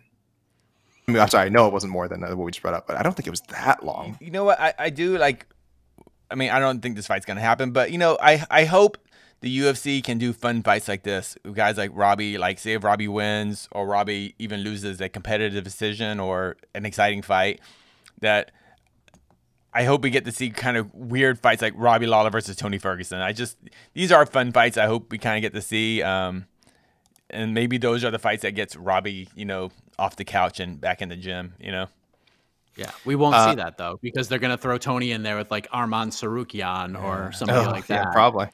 Which isn't the worst. And from a promotional standpoint, I get that because you use the veterans to build up the prospects. But 100%. Yep, it's a good match. So Tony just fought for a title like a year and a half ago. So I mean, it's not like he's lost some bad ones, but it's not like Tony fought for a title like 5 years ago. He just fought for a belt last year. Did you guys even remember that Sylvia and Arlovski had fought a fourth time outside of the UFC? Did you remember this? Say it again. They fought 3 times in the UFC, Tim Sylvia and Andraj Arlovski. Sorry, guys, I'm going back to some. I'm sorry, sidetracking the current conversation. Someone was asking. I know you're like, what was that? No. Sorry, the comment that was before what we were just discussing said there was a big gap between Sylvia and Arlovski 3 and Sylvia and Arlovski 4. Did you remember there was a Sylvia Arlovski 4 outside of the UFC? There was? Yes, they fought for one FC in the Philippines in 2012. What? But even that was a relatively small gap compared to the ones we brought up. That was only 6 years. So 6 years is definitely a long time. But not. Do you know who the only fighter that's still on the roster, UFC roster, that was also on the roster when Nick Diaz made his UFC debut? Was this continuous, or this is like someone's second run with the company? You know the answer then. Andraj Arlovski. I don't. Yeah. Oh, we were just talking about it. Yeah. Wow. It wasn't continuous because obviously Andre left and came back, but that's crazy. That's crazy in a whole other way. And holy cow. Yeah. But but both of them left the promotion obviously and came back too. So yeah. 2000, Arlovski's first UFC fight, November 2000, 21 years ago. That's ridiculous. What a strange card we have on Saturday. It's a very exciting card. A great strange card. Great strange card. Very exciting. And really so many storylines beyond just will the champion win? Because again, we sort of talked about if Ortega wins, that sets up another Holloway fight. What does this say about how's it going to affect Volkanovski, how people think of him? Because I think already he's kind of an overlooked champion. So if he loses in his first Max Holloway championship fight, are people going to be like, oh yeah, he definitely got lucky in the second Holloway fight, and he's now finally Holloway can come back and reclaim. It'll really hurt his legacy, I think, if he doesn't get one more defense. I'm gonna go on a limb and say losing a championship fight is generally not the best for your legacy. I mean, you can get, but I'm saying if you've rattled off like 7 or 8 straight, look at Holloway.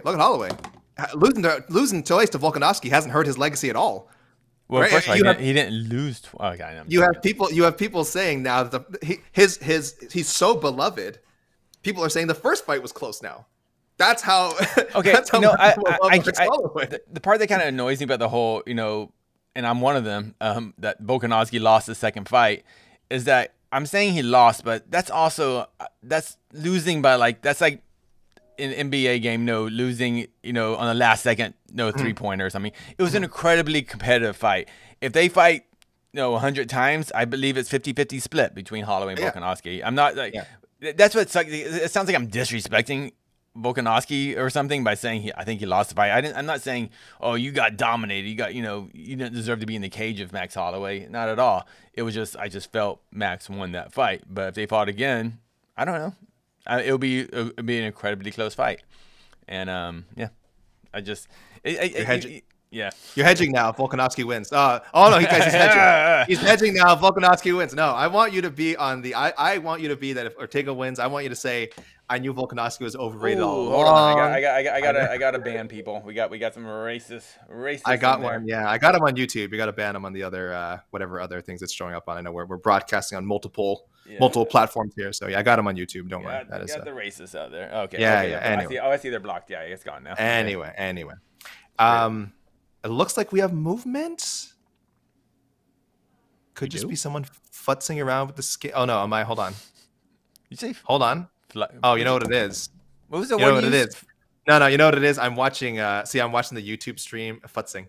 I'm watching the YouTube stream at the same time as I'm watching us, and like my YouTube stream was way behind. So I was just confusing. Yeah. I was like, are there 40 minutes left in the weigh-ins? I'm like, oh, okay, no. Sorry guys. This is too much data. Should we go to another question? Yeah, go. From long-time commenter, friend of the site. Is that our pal Joseph Boza? Can they talk about Valentina versus? We talked about Valentina and Lauren for like 25 minutes, Joseph, before you came on. We'll talk about it a little more. Can they talk about Valentina versus Lauren? I think fans are really bored every time Valentina fights. They don't want to admit it, but 125 wouldn't be here. Valentina was awarded the women's bantamweight championship. Okay, so if she had just beaten Amanda Nunes, we wouldn't even have bantamweight. I disagree. I think it was a matter of time. I think it was just a matter of time. So Valentina's. Oh, he's defending. I think he's defending Valentina. I think he's trying to tell people people who find. Oh, okay. People who find her boring. It's like he wouldn't even have a division if Valentina wasn't champion. Okay, sure. Yeah, I don't know if there's a question here. First. Yeah. Sorry, Joseph. We talked about it a lot. If you want to go back on the stream later, we talked about it for maybe almost like 20 straight minutes. Okay, here we got medium cheese for question. Medium cheese says, if Volk wins, you think this will be the start of a long run like Aldo? Mike, we do a lot of matchmaking. We know how stacked the featherweight division is. What do you think? What do you think he needs? Not what he needs. Obviously, he needs to keep winning fights. Could this be the start of a long run if he gets past this hurdle? Yeah, I don't think. I mean, honestly, if he beats Brian Ortega, I don't see. I mean, maybe Holloway on like a great day, but I don't see it. I don't see a lot of people at 45 beating Volk. I just think he's that good. I felt this way about Volkanovski since before he really got on this path to the title. I felt like he was an underrated guy. Not a lot of people knew about him, and just super talented, super smart guy. So I think he's just got so many great skills. He's good at everything. He's great. Actually, he's great at pretty much everything. And the things he's not great at, he's very good at. So yeah, I think he could be the champion for a very long time. But again, stylistically, matchup, Ortega's probably the most interesting test he can have right now. I'd love to see Volkanovski Holloway fight a third time, no doubt about it. But I think Ortega, he's just so unique, and it's hard to really prepare for a guy like Brian Ortega because you never know what he's going to do. And that's what makes this fight so interesting, because Volkanovski's so good at changing things on the fly. On top of that, he's just his fight IQ is just amazing. So yeah, I think, long story short, yes, I think he could be champion for a long time. Casey, MMA fighting is #1 Volkanovski hater. I'm not a believer. I think Volkanovski is obviously a A+ featherweight, but no, I just don't believe he's a. I don't see him on the Aldo level or the Holloway level as far as title runs.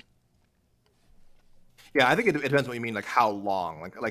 Again, Aldo was champion for a long time. I think we forget that Holloway only had actually, like, how many title defenses did Holloway actually have? Like 3, right? He didn't have he had it for a while, but like the actual amount all those weight cuts. Remember those really dangerous moments, you know? Yep. Yeah. He also won a lot of fights before becoming champion. That's the thing. I think people look at Holloway's reign and they kind of look at how he came up to becoming champion, and he had a lot of wins before that. But I think his actual reign. Habib is similar. Habib, exactly. Habib's like it was the he run. Only has 3. It was the run. He only has like 3. He only has three actual title defenses. Habib. Yeah. So final fighter to weigh in this morning, the 4th-ranked UFC heavyweight contender Curtis Razor Blades. Is this it? Here we go. Oh my God! This is it, guys. With 17 minutes to spare. Okay, what are we guessing? 244. Ooh, 251. I don't know why.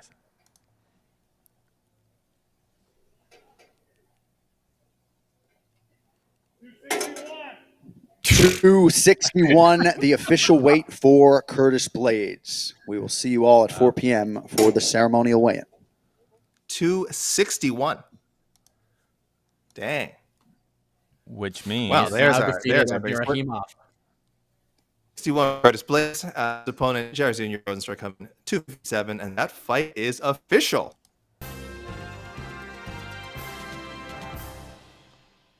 This whole card is official. Mike, do you wanna let the people know? Look, no red marks. No red marks. It's official. Nothing. It's official. Everybody made weight. All fights are official. You want me to read them? Let's do one. I was gonna say, I think let's give them the rundown. Then we'll let them know about give it to tear downs coming up. And, yeah. All right, hold on. Here we go. Some rundown music. Yes, here we go. Yeah. UFC 266 going down tomorrow night at the T-Mobile Arena in Las Vegas, Nevada. The main event for the UFC featherweight title. Alexander Volkanovski will defend against Brian Ortega. The champ weighed in at 144.5. The challenger 144. Valentina Shevchenko weighed in at 124 for her title defense against Lauren Murphy. The challenger weighed in at 125.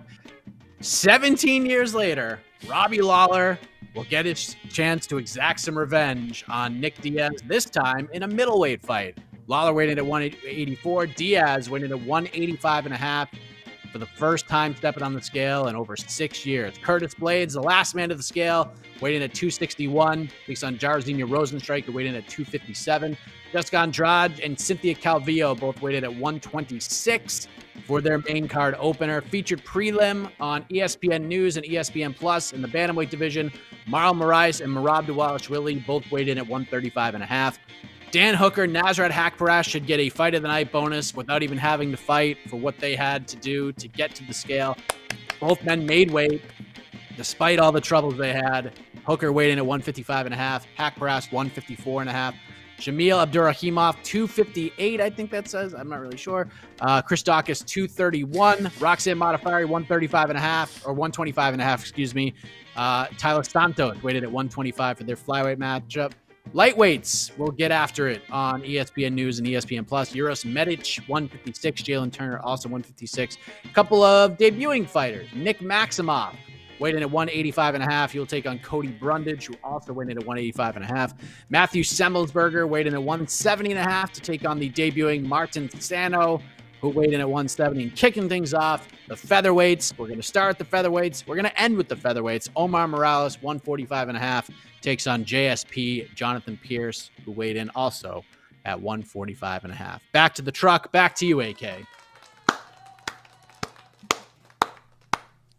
Jose turned his freaking camera off. That's okay. I'm sure Jose. I know Jose will be back. Again, we have stare down coverage. Oh no, there won't be. I always do this every time we have peer review.